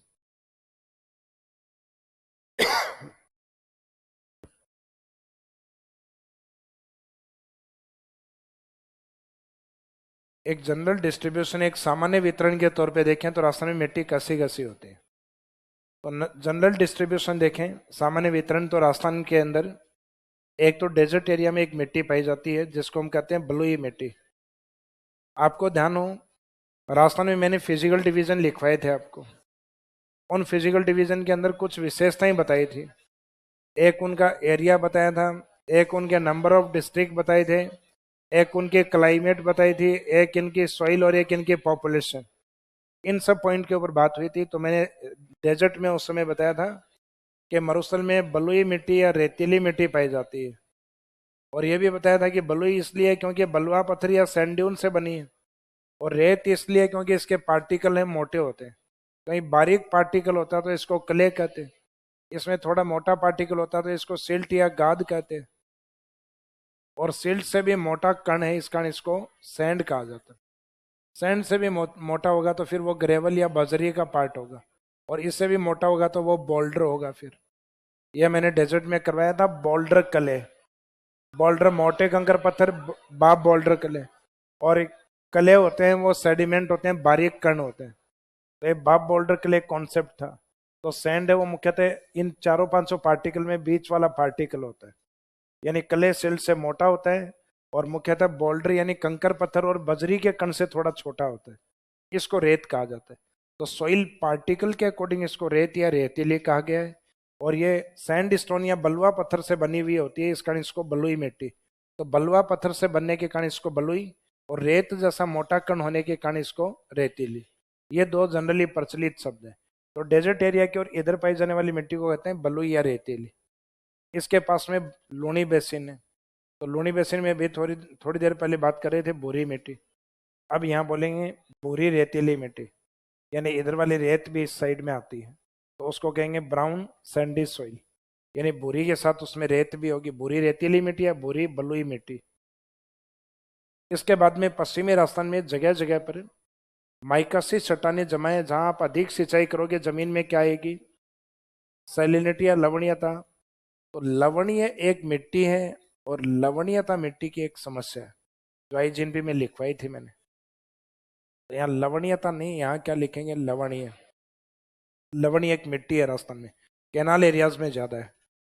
एक तो बीकानेर, गंगानगर, हनुमानगढ़, और एक इस साइड में बहुत ज्यादा है। यहाँ तो नदी पहुंचते पहुंचते लवणीय हो जाती है, लूणी। तो इसका मीनिंग यहाँ ड्रिप और स्प्रिंकलर को कंपलसरी इंप्लीमेंटेड किया हुआ है। यह है सांचौर और बाड़मेर, यानी पहले का जालोर और बाड़मेर। तो राजस्थान में लवणीय मिट्टियां जो होती हैं वो मुख्यतः कैनाल एरिया के आसपास ज्यादा हैं, जो फेमस कैनाल आईजीएनपी और एक नर्मदा कैनाल। और इसके बाद आप पूर्वी राजस्थान की ओर आओगे, तो पूर्वी राजस्थान की ओर मैदानों में कौन सी मिट्टी होती है, जलोढ़ मिट्टी। हाड़ौती की ओर कौन सी मिट्टी है, काली मिट्टी। इसके बाद में माही बेसिन में एक ऐसी मिट्टी है, लाल। इसके बीच में माही बेसिन और इसके बीच में जो प्रतापगढ़, चित्तौड़, भीलवाड़ा, ये बूंदी, ये कुछ एरिया है, इसमें दोनों मिट्टी हैं, लाल और काली मिट्टी। ऊपर आपको बताया था कि लूनी बेसिन है, उसमें येलो और ब्राउन बताई थी ना पहले। यहाँ बोलना है येलो और रेड, पीली और लाल। लाल मिट्टी, लाल मिट्टी, लाल मिट्टी। इस साइड में लाल मिट्टी है, बारीक कणों के साथ चिकनी मिट्टी है। बारीक कण होते हैं चिकनी मिट्टी। तो इधर है रेड लोमी के साथ, इधर है रेड ब्लैक के साथ, और इधर है रेड येलो के साथ। तो इसमें रेड में 3 शब्द अलग अलग काउंट होंगे। एक में पार्टिकल बारीक है, इसका वो चिकनी होती है माही बेसिन के अंदर, वही बार बार पानी से धुलती है। और अपने गांव के अंदर आप तालाब या टैंक में जो मिट्टी होती है तालाबों में, वो चिकनी होती है। माही बेसिन में भी ऐसी है। तो लाल रंग के साथ और बारीक पार्टिकल होते हैं, तो वो रेड लोमी बोली जाती है, लाल चिकनी। लाल से अगर काली के एरिया में बढ़ोगे तो दोनों मिक्सअप मिलेंगे आपको, लाल और काली मिट्टी। और फिर बनास बेसिन में जिधर येलो ब्राउन बोली जाती है, इसका मीनिंग उधर रेड से और येलो की ओर बढ़ोगे तो उधर होगी रेड येलो सोइल। लाल और पीली मिट्टी, लाल और काली मिट्टी, लाल और चिकनी मिट्टी, लाल चिकनी मिट्टी। तो रेड में कितने ग्रुप होंगे यहाँ, 3। लाल चिकनी के साथ, लाल काली के साथ, लाल पीली के साथ। तो रेड के 3 ग्रुप, और बाकी इधर 2 और बताए मैंने आपको, जलोढ़ और ब्लैक सॉइल, जो पहले भी बता दिए थे। एज इट इज वही एरिया है, red and sorry alluvial and black soil. तो 5 मिट्टियां इधर हो गई अब। 3 मिट्टी उस साइड में बलुई और बनास बेसिन वाली रेतीली और भूरी मिट्टी या भूरी रेतीली मिट्टी, और एक जहाँ सेलिनिटी की समस्या अधिक है वहाँ लवणीय मिट्टी की डेवलप हुई है। तो लवणीय लवणीय भी मिट्टी का एक प्रकार है। लवणीय मिट्टी जितनी भी सोइल होती है उसमें सबसे कम फर्टाइल सोइल यही होती है, यानी फर्टिलिटी इस मिट्टी सबसे कम है। यानी मोस्ट इनफर्टाइल सोइल, सबसे अधिक अनुपजाऊ मिट्टी कौन सी है, लवणीय मिट्टी। कई बार इच्छा होती है सर रेतीली या बलुई मिट्टी नहीं होती क्या, रेतीली बलुई मिट्टी में मोटा अनाज खूब उत्पादित होता है, अपने चना, बाजरा, मूंग, मोट, और वर्तमान में दौरों में अनार। शुष्क बागवानी फसलों का उत्पादन भी काफी अच्छा है। तो डेजर्ट है वो वास्तव में सरस्वती नदी का मैदान है, ये पहले का, ये फर्टाइल है अपने। यहाँ समस्या वहां पे है जहाँ सेलिनिटी आ चुकी है।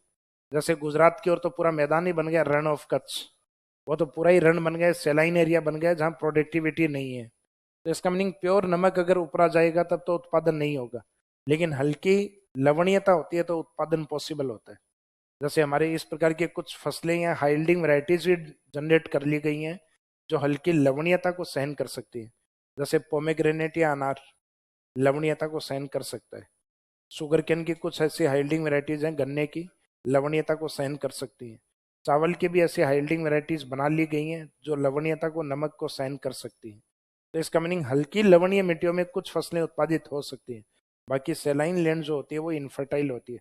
प्योर नमक जहाँ होगा वहाँ कुछ भी उत्पादित नहीं होता, जैसे रण ऑफ कच्छ। हल्की फुल्की लवणीयता है, वहाँ कुछ फसलों का हम उत्पादन कर सकते हैं जो अभी नाम लिए, पोमेग्रेनेट, राइस, शुगर कैन, ये कुछ एक फसलें जो उत्पादित हो सकती हैं जहाँ लाइट सेलिनिटी होती। तो इसका मीनिंग है सेलाइन types of soil and salinity problem of soil. लवण लवण जो लवणीय है मिट्टी का प्रकार और लवणीयता है मिट्टी की समस्या। जो मैंने आपको आईजीएनबी में लिखवाया वो लवणता नहीं, सॉरी, लवणीय नहीं, वो लवणता लिखवाया था, यानी सेलिनिटी। तो लवणीयता मिट्टी की समस्या होती है, मिट्टी की समस्या भी, और लगभग इसी नाम से मिट्टी का नाम भी होता है। तो लवण और लवणीयता मिट्टी का नाम और मिट्टी की समस्या दोनों में काउंट होता है। तो सबसे कम उपजाऊ मिट्टी कभी भी रेतीली या बलुई को नहीं बताना है, सबसे कम उपजाऊ मिट्टी होती है लवणीय मिट्टी। अब इनमें से हम सिर्फ ये नाम नाम याद हुए हैं अभी अपने। अब अगर इन नामों को अगर आपको यहाँ डायग्राम में रखना आ गया तो लोकेशन लगभग आपको पता लग जाएगी। जैसे कुछ एक मिट्टियों में तो पता लग रही है, रेतीली मिट्टी राजस्थान के डेजर्ट एरिया में पाई जाती है, ये आइडिया है अपने को। जलोढ़ मिट्टी राजस्थान के मैदान में होती है, इसमें एरिया बताने क्योंकि लिखे हुए हैं पहले अपने फिजिकल डिवीजन में। काली मिट्टी राजस्थान के हाड़ौती में होती है, ये भी कवर किया हुआ है। माई बेसिन में लाल चिकनी मिट्टी है, ये कवर किया हुआ है, जैसे मक्का, चावल और गन्ना उत्पादित होता है। अब यह है कि जहाँ लाल है, पॉसिबल है कि लाल और काली उसके आसपास ही होंगी, तो ये लाल काली इन दोनों के बीच में, लाल और काली के बीच में है, और जहाँ लाल है उसके ऊपर वाली है लाल और पीली। तो इसमें एक लगभग आइडिया लग जाएगा कि मिट्टी किस एरिया में। इसमें जिले अधिक पूछे जाते हैं, जब इनके क्वेश्चन पेपर आप निकालोगे मिट्टी में लगभग 90% से ज्यादा डिस्ट्रिक्ट ही पूछे जाते हैं। या कुछ एक मिट्टियां होती हैं वो क्रॉप्स के लिए स्पेसिफिक होती है, जैसे काली मिट्टी में कपास ज्यादा होता है, तो इसका black soil is known as cotton soil. काली मिट्टी को कपासी मिट्टी भी कहते हैं। लेकिन ये जरूरी नहीं होगा कि जैसी मिट्टी है वहां हमेशा कपास उत्पादित हो, क्योंकि उसके लिए अदर क्लाइमेटिक फैक्टर हैं वो भी काम करते हैं। जैसे एक अकेली मिट्टी आप ले जाके काली मिट्टी में कपास बो दो, सिंचाई मत करो और इंतजार करेंगे नहीं नहीं काली मिट्टी है कपास तो निकलेगा ही बाहर, तो कपास क्या बाहर निकलेगा? जब तक सिंचाई नहीं करोगे नहीं निकलेगा। और अनुकूल जलवायु नहीं है तो प्रोडक्शन बेटर नहीं होगा। तो मीनिंग है के लिए मिट्टी प्रोडक्शन में आवश्यक नहीं है, अदर क्लाइमेटिक फैक्टर भी बेटर होने चाहिए। टेम्परेचर का होना, रेनफॉल का होना, फसल के पकते टाइम आसमान का साफ होना, यानी बारिश नहीं हो बार बार, अदरवाइज कॉटन या कपास की फसल खराब हो जाएगी। तो ये कंडीशन कॉटन के लिए सबसे बेटर होती है राजस्थान के अंदर, हनुमानगढ़ के अंदर। इस कारण ब्लैक सॉइल होते हुए भी हाड़ौती में कॉटन का उत्पादन अधिक नहीं है। ये तो इंडिया में ऐसा है कि जहाँ ब्लैक सॉइल है वहाँ कॉटन बहुत ज़्यादा है, फॉर एग्जाम्पल गुजरात और महाराष्ट्र, और वहाँ कॉटन टेक्सटाइल इंडस्ट्रीज बहुत ज़्यादा है। इस कारण ये टैग या ये शब्द वहाँ से निकला हुआ है। और बाकी राजस्थान को अगर देख के कहें तो अपने तो राजस्थान में समझ में आता है काठी और बग्गी है, जो चिकनी मिट्टी है घगर बेसिन, उस घगर बेसिन की चिकनी मिट्टी के अंदर मुख्यतः कपास अधिक है। तो वो चिकनी मिट्टी भी ऐसी होती है ब्लैक सॉइल जैसी, क्योंकि चिकनी मिट्टी में पार्टिकल बारीक होते हैं। बारीक पार्टिकल जिसको हम क्या बोलते हैं? कले पार्टिकल। कले सबसे ज्यादा किस मिट्टी में मानी जाती है? काली मिट्टी में मानी जाती है। जबकि घगर बेसिन की बग्गी मिट्टी को हम यही बोलते हैं, ये चिकनी और उपजाऊ मिट्टी होती है। तो चिकनी मिट्टी वही होंगे जिनके पार्टिकल क्या होंगे? बारीक होंगे। तो अब इसमें से वन बाई वन अगर हम स्टार्ट करें तो पहला बलुई मिट्टी। बलुई मिट्टी को क्या कहा जाता है? Sandy soil. इसके अदर नेम में एक शब्द तो यूज होता है रेतीली। यह राजस्थान के जिस एरिया में पाई जाती है वहां की क्लाइमेट कैसी है? इसको शुष्क मिट्टी, एरिड सॉइल भी कहा जाता है।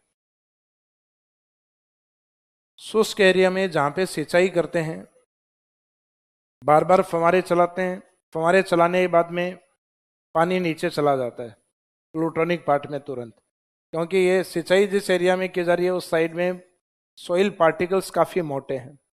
बार बार सिंचाई करोगे पानी तुरंत नीचे की ओर चला जाएगा। इस मिट्टी को कहा जाएगा थ्रस्टी सॉइल, प्यासी मिट्टी। तो प्यासी मिट्टी या थ्रस्टी सॉइल किस मिट्टी को कहा जाता है? बलुई मिट्टी को। कारण सॉइल पार्टिकल्स मोटे होते हैं, बार बार सिंचाई की आवश्यकता होती है। ब्लैक सॉइल अपोजिट होती है इसके। ब्लैक सॉइल में बारीक कण होते हैं, पानी आते हैं चिपक जाते हैं, पॉलीथीन की तरह काम करते हैं। जैसे अपने ग्रामीण क्षेत्र में तालाब, झीलों की सतह के नीचे, या ग्रामीण क्षेत्र में जोहड़े वाला एरिया जहाँ जनरली चिकनी मिट्टी होती है, पूरे गांव का पानी सूख जाता है लेकिन तालाब का पानी 5-6 महीने नहीं सूखता। कारण यही होता है कि जो ब्लैक सॉइल होती है उसकी वाटर होल्डिंग कैपेसिटी ज्यादा होती है, जबकि जो बलुई मिट्टी होती है उसमें पार्टिकल्स मोटे होने के कारण पानी नीचे तुरंत प्लूटोनिक पार्ट पाताल के अंदर तुरंत बैठ जाता है। तो वो मिट्टियां जिनकी वाटर होल्डिंग कैपेसिटी ज्यादा है, पानी को ज्यादा रोक सकते हैं, काली मिट्टी। और वो मिट्टी जिसमें मोर इरिगेशन या मुख्यतः बार बार सिंचाई की आवश्यकता होती है, वो होती है बलुई मिट्टी। तो इसके कुछ उपनाम है जहां से क्वेश्चन आ सकते हैं कि राजस्थान में प्यासी मिट्टी किस मिट्टी को कहा जाता है, रेतीली या बलुई को। शुष्क या एरिड सॉइल किसको कहा जाता है, बलुई मिट्टी को। अब एक तो सबसे इंपॉर्टेंट पॉइंट होता है मिट्टी बनी कैसे, तो ये तो नाम से ही पता लग जाएगा, बलुआ पत्थर से बनी है या एक ग्रेनाइट। इस साइड में पश्चिमी राजस्थान में ग्रेनाइट भी पाया जाता है, जालोर बाड़मेर के पास में। तो इसके निर्माण में सबसे महत्वपूर्ण योगदान आता है बलुआ पत्थर सैंड स्टोन का। सैंड स्टोन के साथ हो सकता है ग्रेनाइट लिखा हुआ है, लेकिन ये श्योर है ये देंगे। बलुआ पत्थर से कौन सी मिट्टी बनती है, बलुई मिट्टी। लेकिन बलुई ऑप्शन नहीं देंगे, वो रेतीली लिखेंगे। बलुई तो नाम से ही पता लग रहा है ना, बलुआ पत्थर से कौन सी बलुई मिट्टी, या रेतीली मिट्टी या शुष्क मिट्टी। निर्माण के बाद में विस्तार कहाँ होगा, तो ये नाम से ही पता लग रहा है बलुई मिट्टी रेतीली मिट्टी है, डेजर्ट में अधिक होगी, बड़े जिलों में ज्यादा पाई जाएगी, जैसलमेर, बीकानेर, बाड़मेर, जोधपुर। विस्तार के बाद में हर एक सोइल का अपना एग्रीकल्चर पैटर्न होता है जो उसमें अधिक अपनाया जाता है। जैसे जैसी मिट्टी होती है तो इस मिट्टी में मुख्यतः बाजरा, मूंग, मोठ, गंवार, चना, इन सब फसलों को बोया जाता है। सबसे ज्यादा होती है इसमें बाजरा। तो ये स्पेसिफिक पूछा जा सकता है, बाजरा मुख्यतः किस मिट्टी में अधिक होता है, बलुई मिट्टी में। या बलुई मिट्टी में मुख्य अनाज कौन सा होता है, बाजरा। क्योंकि बाजरा एक ऐसी क्रॉप्स है जिसमें रेनफॉल या वाटर रिक्वायरमेंट कम चाहिए होती है, चावल की तरह ज्यादा पानी नहीं चाहिए बाजरे को। तो इसका मीनिंग है बाजरा अपने आप में एक डेजर्ट क्रॉप्स है, कम पानी वाले एरिया में बोई जाती है। तो बलुई मिट्टी में फसलें जो दी गई है ना, ऑप्शन में सभी यही होती है।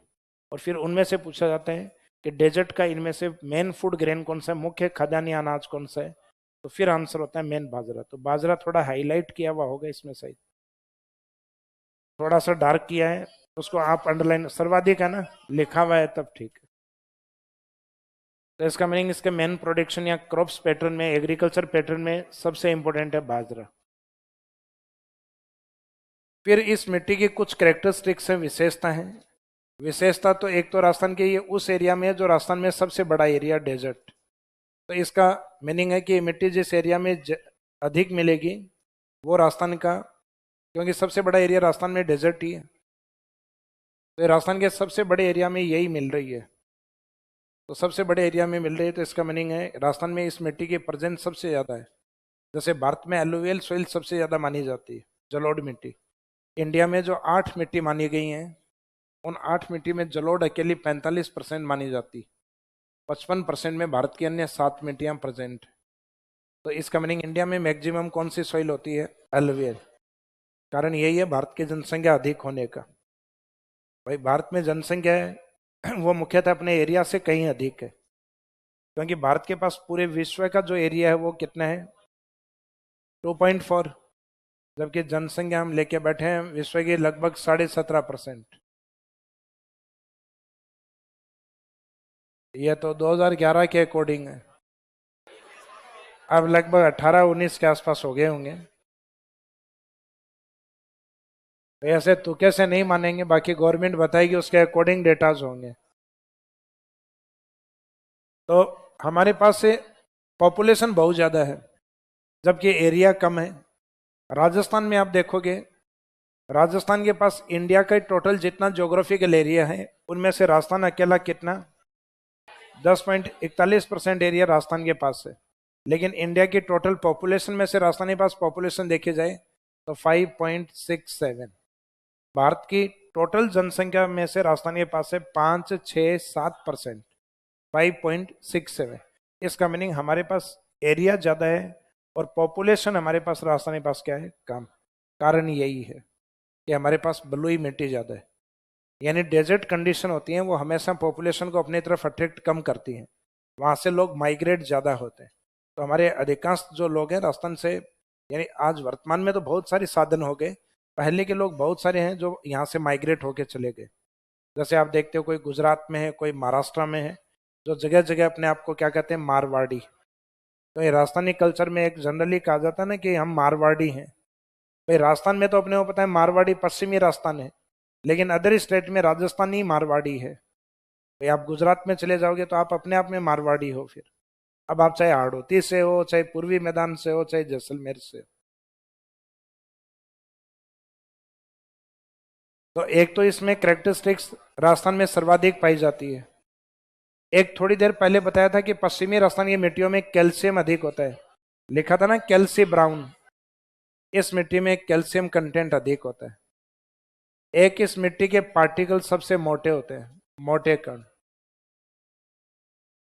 मोटे कण है, इसी कारण इस मिट्टी को क्या बोला गया था, प्यासी मिट्टी। या इसमें फ्रीक्वेंट इरिगेशन यानी बार बार सिंचाई की आवश्यकता होती है।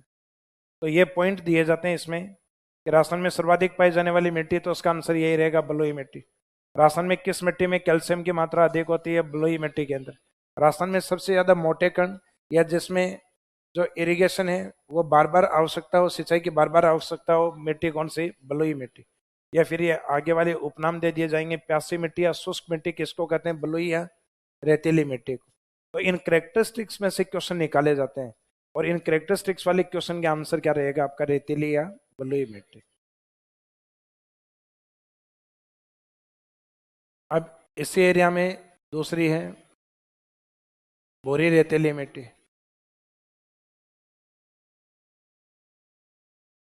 बोरी रेतीली, इसमें जो निर्माण होता है उसमें एक तो योगदान आता है, लूनी नदी के कारण बनती है तो लूनी बेसिन।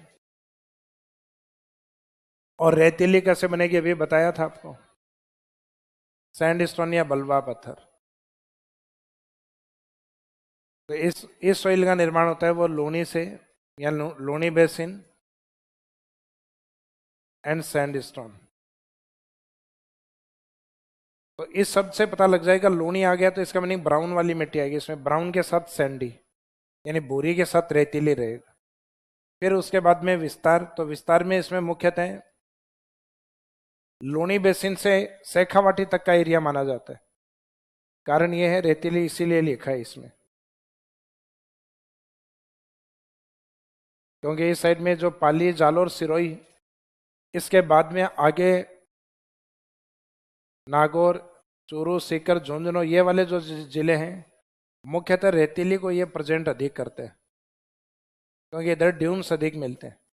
लूनी वाला जो एरिया ये मुख्यतः बोरी को इंडिकेट करता है, बोरी रेतीली मिट्टी। जालोर, पाली, नागौर, सीकर, झुंझुनू, चूरू, ये पूरा बेल्ट इस साइड में, अरावली के जस्ट पश्चिम वाला बेल्ट। तो इधर वाला तो हो गया बलुई मिट्टी या रेतीली मिट्टी, इधर वाला हो गया बोरी रेतीली मिट्टी। तो बोरी रेतीली मिट्टी होती है लूनी बेसिन से और बलुआ पत्थर से बनी हुई। प्रोडक्शन के अंदर अगर इसमें उत्पादन लिखा हुआ है क्या कुछ, उत्पादन लूनी बेसिन में आप एक तो तिल लिख सकते हो, एक जीरा लिख सकते हो, एक इसबगोल लिख सकते हो।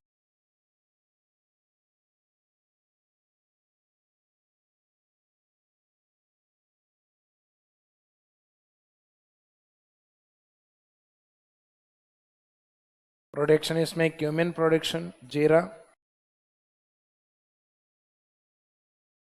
ये एक मेडिसिनल क्रॉप्स आती है, औषधीय फसल इसबगोल।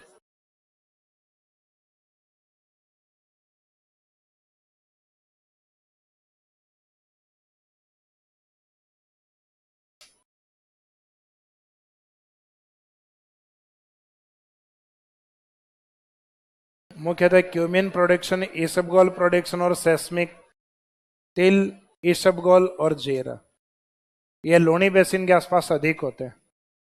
जोधपुर, पाली, जालोर, जीरा, जालोर, पाली, बाड़मेर के आसपास इसबगोल, और तिल, तिल पाली के आसपास। तो ये भूरी मिट्टी के आसपास वाला एरिया है जिसमें ये क्रॉप्स अधिक देखने को मिलते हैं। और इस मिट्टी में विशेष पॉइंट एक है कि इसमें किसकी मात्रा अधिक होती है, फॉस्फेट कंटेंट अधिक होता है। जैसे अभी रेतीली मिट्टी में क्या अधिक बताया था आपको, कैल्शियम, कैल्शियम अधिक होता है, इसमें फॉस्फेट अधिक होता है।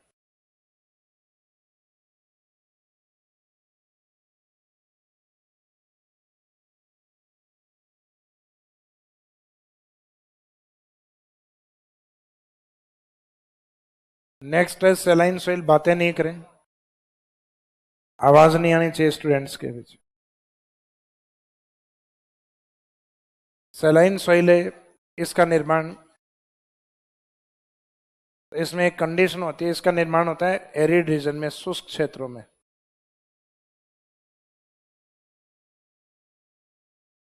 अधिक सिंचाई के कारण।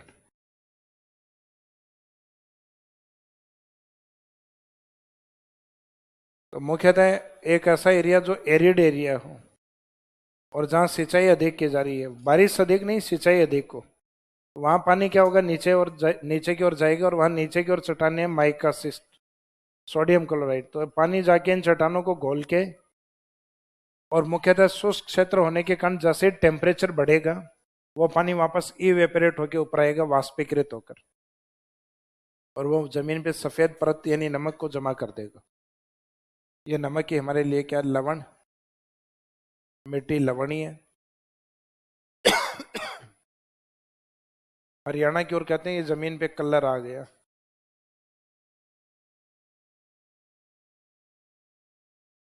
जैसे स्कूल सकूल है ना, वैसे कलर भी कलर है। कलर आ गया तो कलर शब्द और रेह शब्द ये प्रचलित है पंजाब हरियाणा की ओर। अपने राजस्थान में कहते हैं खार आ गई। अपने लोकल में ये शब्द कहा जाता है। खार कहते हैं अपन लवणीयता को, जमीन पे जो व्हाइटनेस, व्हाइट धारियां ना स्टार्ट हो जाती हैं, जहां लवणीयता ज्यादा होती है वहां पूरी परत आ जाती है, तो उसको हम क्या बोलते हैं कि जमीन पे खार आना। खार आना यानी लवणीयता, नमक का आना। तो ये इसके उपनाम है, लवणीयता, रेह, कलर। एग्जाम में ये नाम दिए जाते हैं आजकल इसमें। रेह और कलर किस मिट्टी को कहा जाता है, लवणीय मिट्टी। उपनाम लिखे हुए हैं क्या इसके, इनको अंडरलाइन कर दीजिए।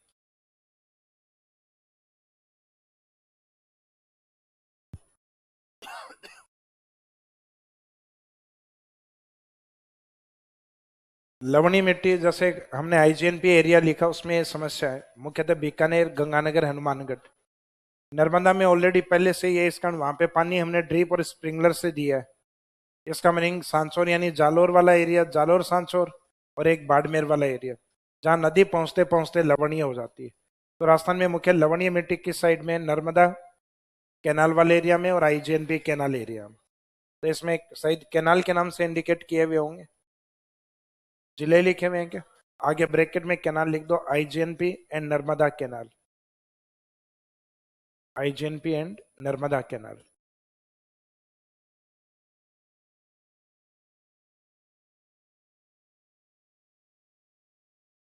IGNP and Narmada canal. अब लवणीय मिट्टी में मैंने बताया था कुछ एक स्पेसिफिक क्रॉप्स हैं जिनको ग्रो किया गया, बनाया गया है, मुख्यतः लवणीयता को, हल्की लवणीयता को सहन कर पाए, जिसमें एक तो पोमेग्रेनेट, बाड़मेर वाले अधिक बो रहे हैं, इसी कारण बो रहे हैं, लवणीय जमीन होते हुए अनार का खूब उत्पादन हो रहा है। अब इसका मीनिंग ये नहीं होगा कि सर अनार में नमक शामिल होगा क्या उनके, नहीं, अनार आप लोगों ने खाए हैं पश्चिमी राजस्थान वाले, कैसे हैं, मीठे हैं ना। तो इसका मीनिंग ये जरूरी नहीं लवणीय मिट्टी में होगा तो नमकीन अनार आएगा, अनार मीठा ही है। तो एक तो पोमेग्रेनेट, एक मुख्यतः शुगर कैन, और एक राइस, ये कुछ हाइल्डिंग वेराइटीज हैं जिनको तैयार किया गया मुख्यतः लवणीयता को सहन करने के लिए। तो इसमें अंजीर सिरोही की ओर, बाड़मेर में है क्या, हाँ, तो सैलिनिटी को सहन कर सकता है तभी बोया गया। तो एक फिग या अंजीर भी है। भाई कुछ प्लांट है लवणीयता को सहन कर सकते हैं, उसमें है अंजीर या फिग।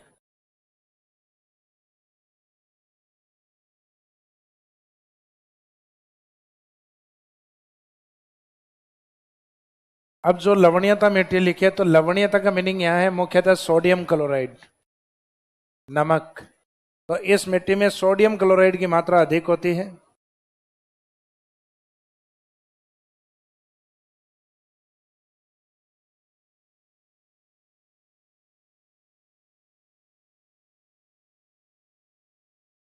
इसको ऊसर भूमि कहा जाता है।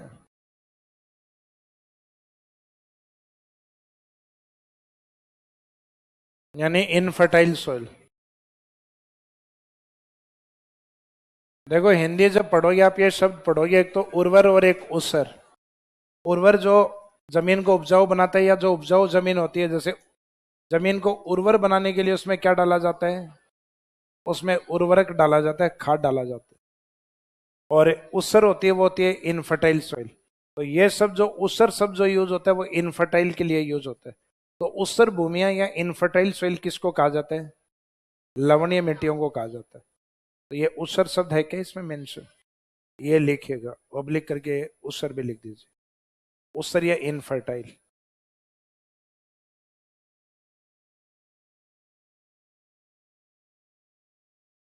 उसर या इनफर्टाइल, उसर या इनफर्टाइल सॉइल कौन सी होती है, लवणीय होती है। सोडियम क्लोराइड किस में अधिक है, नमक लवणीय में, नमक लवणीय होता है। फॉस्फेट किस में, भूरी रेतीली मिट्टी में, ब्राउन सैंडी सॉइल में। कैल्शियम किस में, रेतीली मिट्टी में।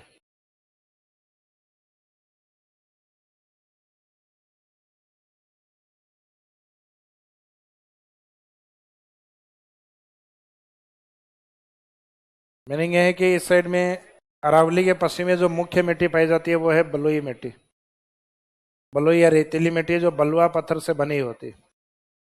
लूनी बेसिन में और शेखावाटी की और ये जो बेल्ट है इसमें पाई जाती है भूरी रेतीली मिट्टी। इधर था बलुई या रेतीली, सामने लूनी बेसिन में भूरी और रेतीली, ब्राउन और सैंडी सॉइल। बाकी जो कैनाल वाले एरिया हैं जिनमें सैलिनिटी की समस्या आ गई, लवणीयता, यहाँ सेलाइन सॉइल। तो शुष्क क्षेत्रों में अधिक सिंचाई के कारण भूमि पर सफेद परत का निर्माण होता है जिसको क्या कहा जाता है, लवणीय मिट्टी।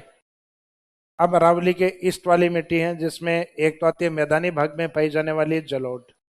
जलोढ़ का निर्माण कैसे होता है बताया हुआ है आपको, नदियों के द्वारा जमा किए गए सेडिमेंट से। यानी रिवर जब सेडिमेंट को जमा करती हैं अवसादों को, तो वो सेडिमेंट ही अवसादी अपने आप में क्या होते हैं, जलोढ़। क्योंकि नदी के अंदर होता है जल, और जल के द्वारा जो बिछाई गई मिट्टी है उसको क्या कहेंगे, जल ओढ़, एलुवियल सॉइल। तो नदी मैदानों में पाई जाने वाली यानी जो रिवर प्लेन्स है उसमें पाई जाने वाली मिट्टियां एलुवियल सॉइल। तो निर्माण होता है रिवर सेडिमेंट के द्वारा।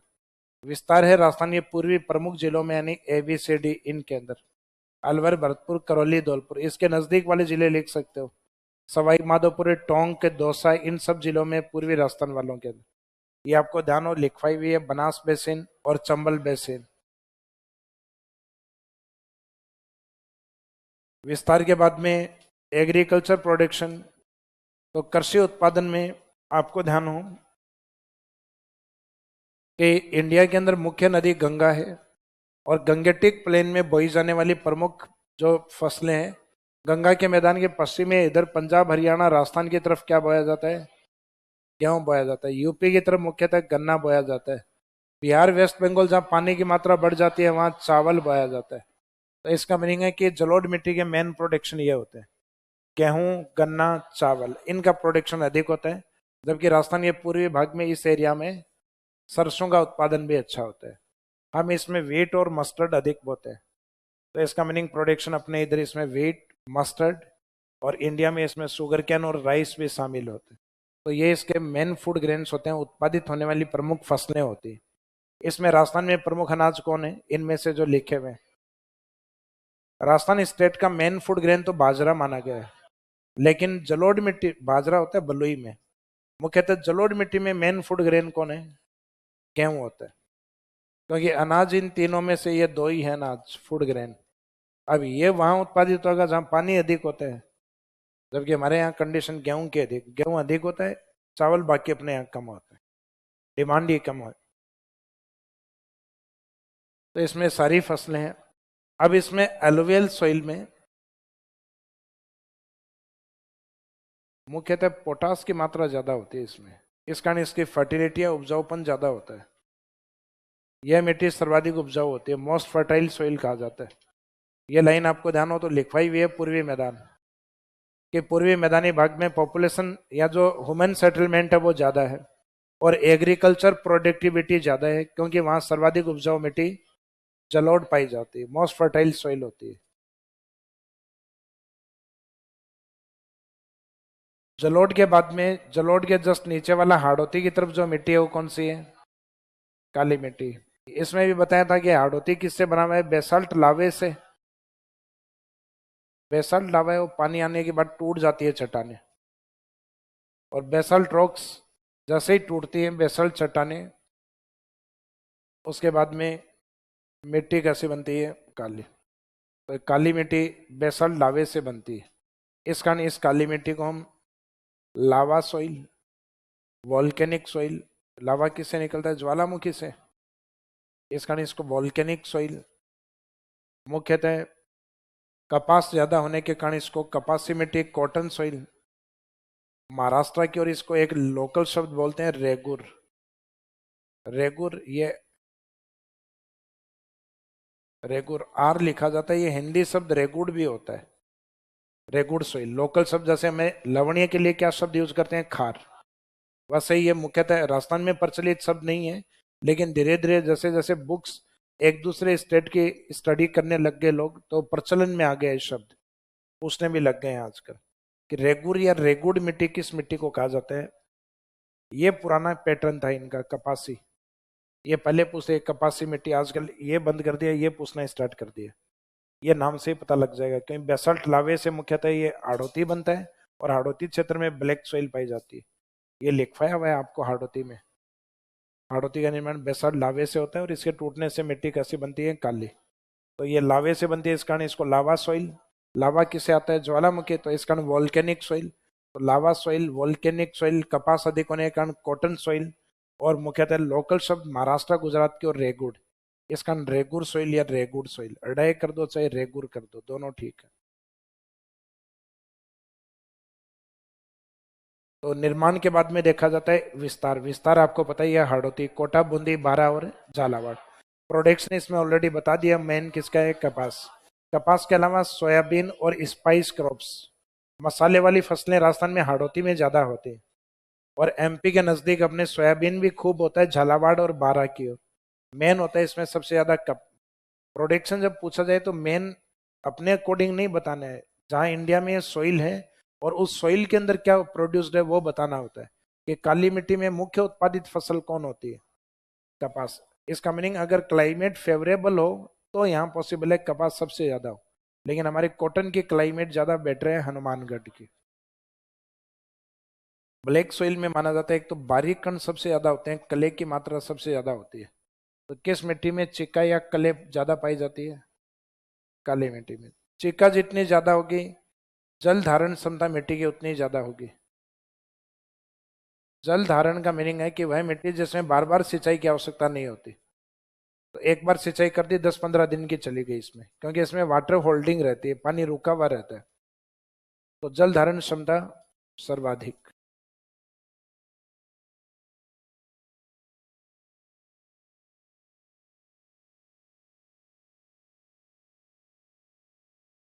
चरनोजम, और साइंटिफिक नेम क्या है इसका, वर्टिसोल भी कहा जाता है इसको, वर्टिसोल या चरनोजम सॉइल भी कहा जाता है। एक इसमें कुछ मिनरल्स या तत्व पाए जाते हैं ब्लैक सॉइल में, काली मिट्टी में। एक तो इसमें लोहे की मात्रा होती है, एक एल्यूमिनियम होता है इसमें, और एक इसमें लाइम स्टोन या चूना पत्थर पाया जाता है। यह शायद हो सकता है इसमें नहीं लिखा हुआ, ये लिख दीजिएगा, आयरन या ferrous, aluminium and limestone. And limestone are found in this soil. इन खनिजों के नाम लिख दो, लोहा, एल्यूमिनियम एवं चूना पत्थर काली मिट्टी में पाए जाते हैं। चूना पत्थर काली मिट्टी में पाए जाते हैं। फेरस या आयरन और यानी लोहा, इसका आयरन के content, ferrous, aluminium and limestone are found in this soil. Yes. अच्छा, इसमें एक सेल्फ प्लाइविंग सॉइल लिखा हुआ है, इसको सौतह जुताई वाली मिट्टी। तो ब्लैक सॉइल में क्या होता है कि जब इसमें बारिश होती है तो काली मिट्टी मक्खन की तरह चिकनी हो जाती है। भाई काली मिट्टी का एरिया होता है ना, तालाब वगैरह, वहां अपन कभी चलते भी हैं तो संभल के चलते हैं, भाई अपने को खुद को नहीं पता चलेगा ये पाँव कब निकल गए नीचे से। तो इस समय जब ये मिट्टी बारिश होती है तब उस समय मिट्टी कैसी हो जाती है, चिकनी हो जाती है। लेकिन जैसे ही धूप तेज खिलती है वैसे ही मिट्टी सूखना स्टार्ट होती है। और तालाब जब सूखते हैं तो आपने देखा होगा उसमें क्रैकिंग आती है, दरारें। तो ये जो काली मिट्टी जिन क्षेत्रों में और लंबी लंबी क्रैकिंग देखने को मिलती है, जैसे खेतों में अपन बुआई करते हैं, हल चलाते हैं, तब आती है। तो ये कहते हैं कि काली मिट्टी के क्षेत्र है वो देखने में कई बार यूं लगता है जैसे खेत में बुआई हो चुकी है, कहीं मिट्टी फट जाती है। इस कारण इसको सेल्फ प्लाविंग सॉइल कहा जाता है, मिट्टी फटने के कारण। इस कारण सौता है जुताई या बुआई वाली मिट्टी। सेल्फ प्लाविंग सॉइल किसको कहा जाता है? Black soil. ये भी अच्छा क्वेश्चन, अंडरलाइन कर दीजिए इसमें। ये पूछते हैं आजकल, सौता है जुताई वाली मिट्टी कौन सी है? ये जो क्रैकिंग आती है इसके आधार पे इसको लिखा हुआ है क्या? सेल्फ प्लाविंग सॉइल, सौता है जुताई वाली मिट्टी। तो किस मिट्टी के कण सबसे मोटे होते हैं? सैंडी सॉइल या रेतीली मिट्टी। किस मिट्टी को प्यासी मिट्टी कहा जाता है? सैंडी सॉइल, क्योंकि पार्टिकल जितना मोटा होगा पानी उतना ही जी अंदर की ओर जाएगा। किस मिट्टी की जल धारण या वाटर होल्डिंग कैपेसिटी ज्यादा है? काली मिट्टी। किस मिट्टी में लंबे समय तक सिंचाई की आवश्यकता नहीं है? Black soil. किस मिट्टी में बारीक पार्टिकल क्ले अधिक होते हैं? काली मिट्टी। पोटास किस में अधिक है? ज्यादा उपजाऊ मिट्टी कौन सी है? जलोढ़ मिट्टी। हर साल अपने खेतों को उपजाऊ बनाने के लिए हम जमीन में डालते हैं पोटा, गोबर। क्या डालते हैं? पोटा डालते हैं, गोबर डालते हैं। भैंसों का पोटा होता है ना। तो जमीन को उपजाऊ बनाने के लिए क्या डालते हैं? पोटा। तो जिस मिट्टी में ऑलरेडी पोटास होता है, पोटा जिसमें ऑलरेडी होता है, वह सर्वाधिक उपजाऊ मिट्टी होगी। तो सर्वाधिक उपजाऊ मिट्टी में पोटा के आगे से और वो पोटास। फॉस्फेट किस मिट्टी में? बोरी और रेतीली मिट्टी। डेजर्ट की तरफ कैल्शियम किस में अधिक होता है? रेतीली या बलुई मिट्टी में। लोहा, चूना पत्थर और मुख्यतः एल्यूमिनियम, ये मिलेंगे आपको ब्लैक सॉइल के अंदर। लाल मिट्टी में मिलेगा आयरन ऑक्साइड, जिसमें जंग लगने के कारण उसका रंग लाल होता है। तो ये 2-3 मिट्टी और बची हैं, बाद में मृदा की समस्या जो हम कवर करेंगे कल।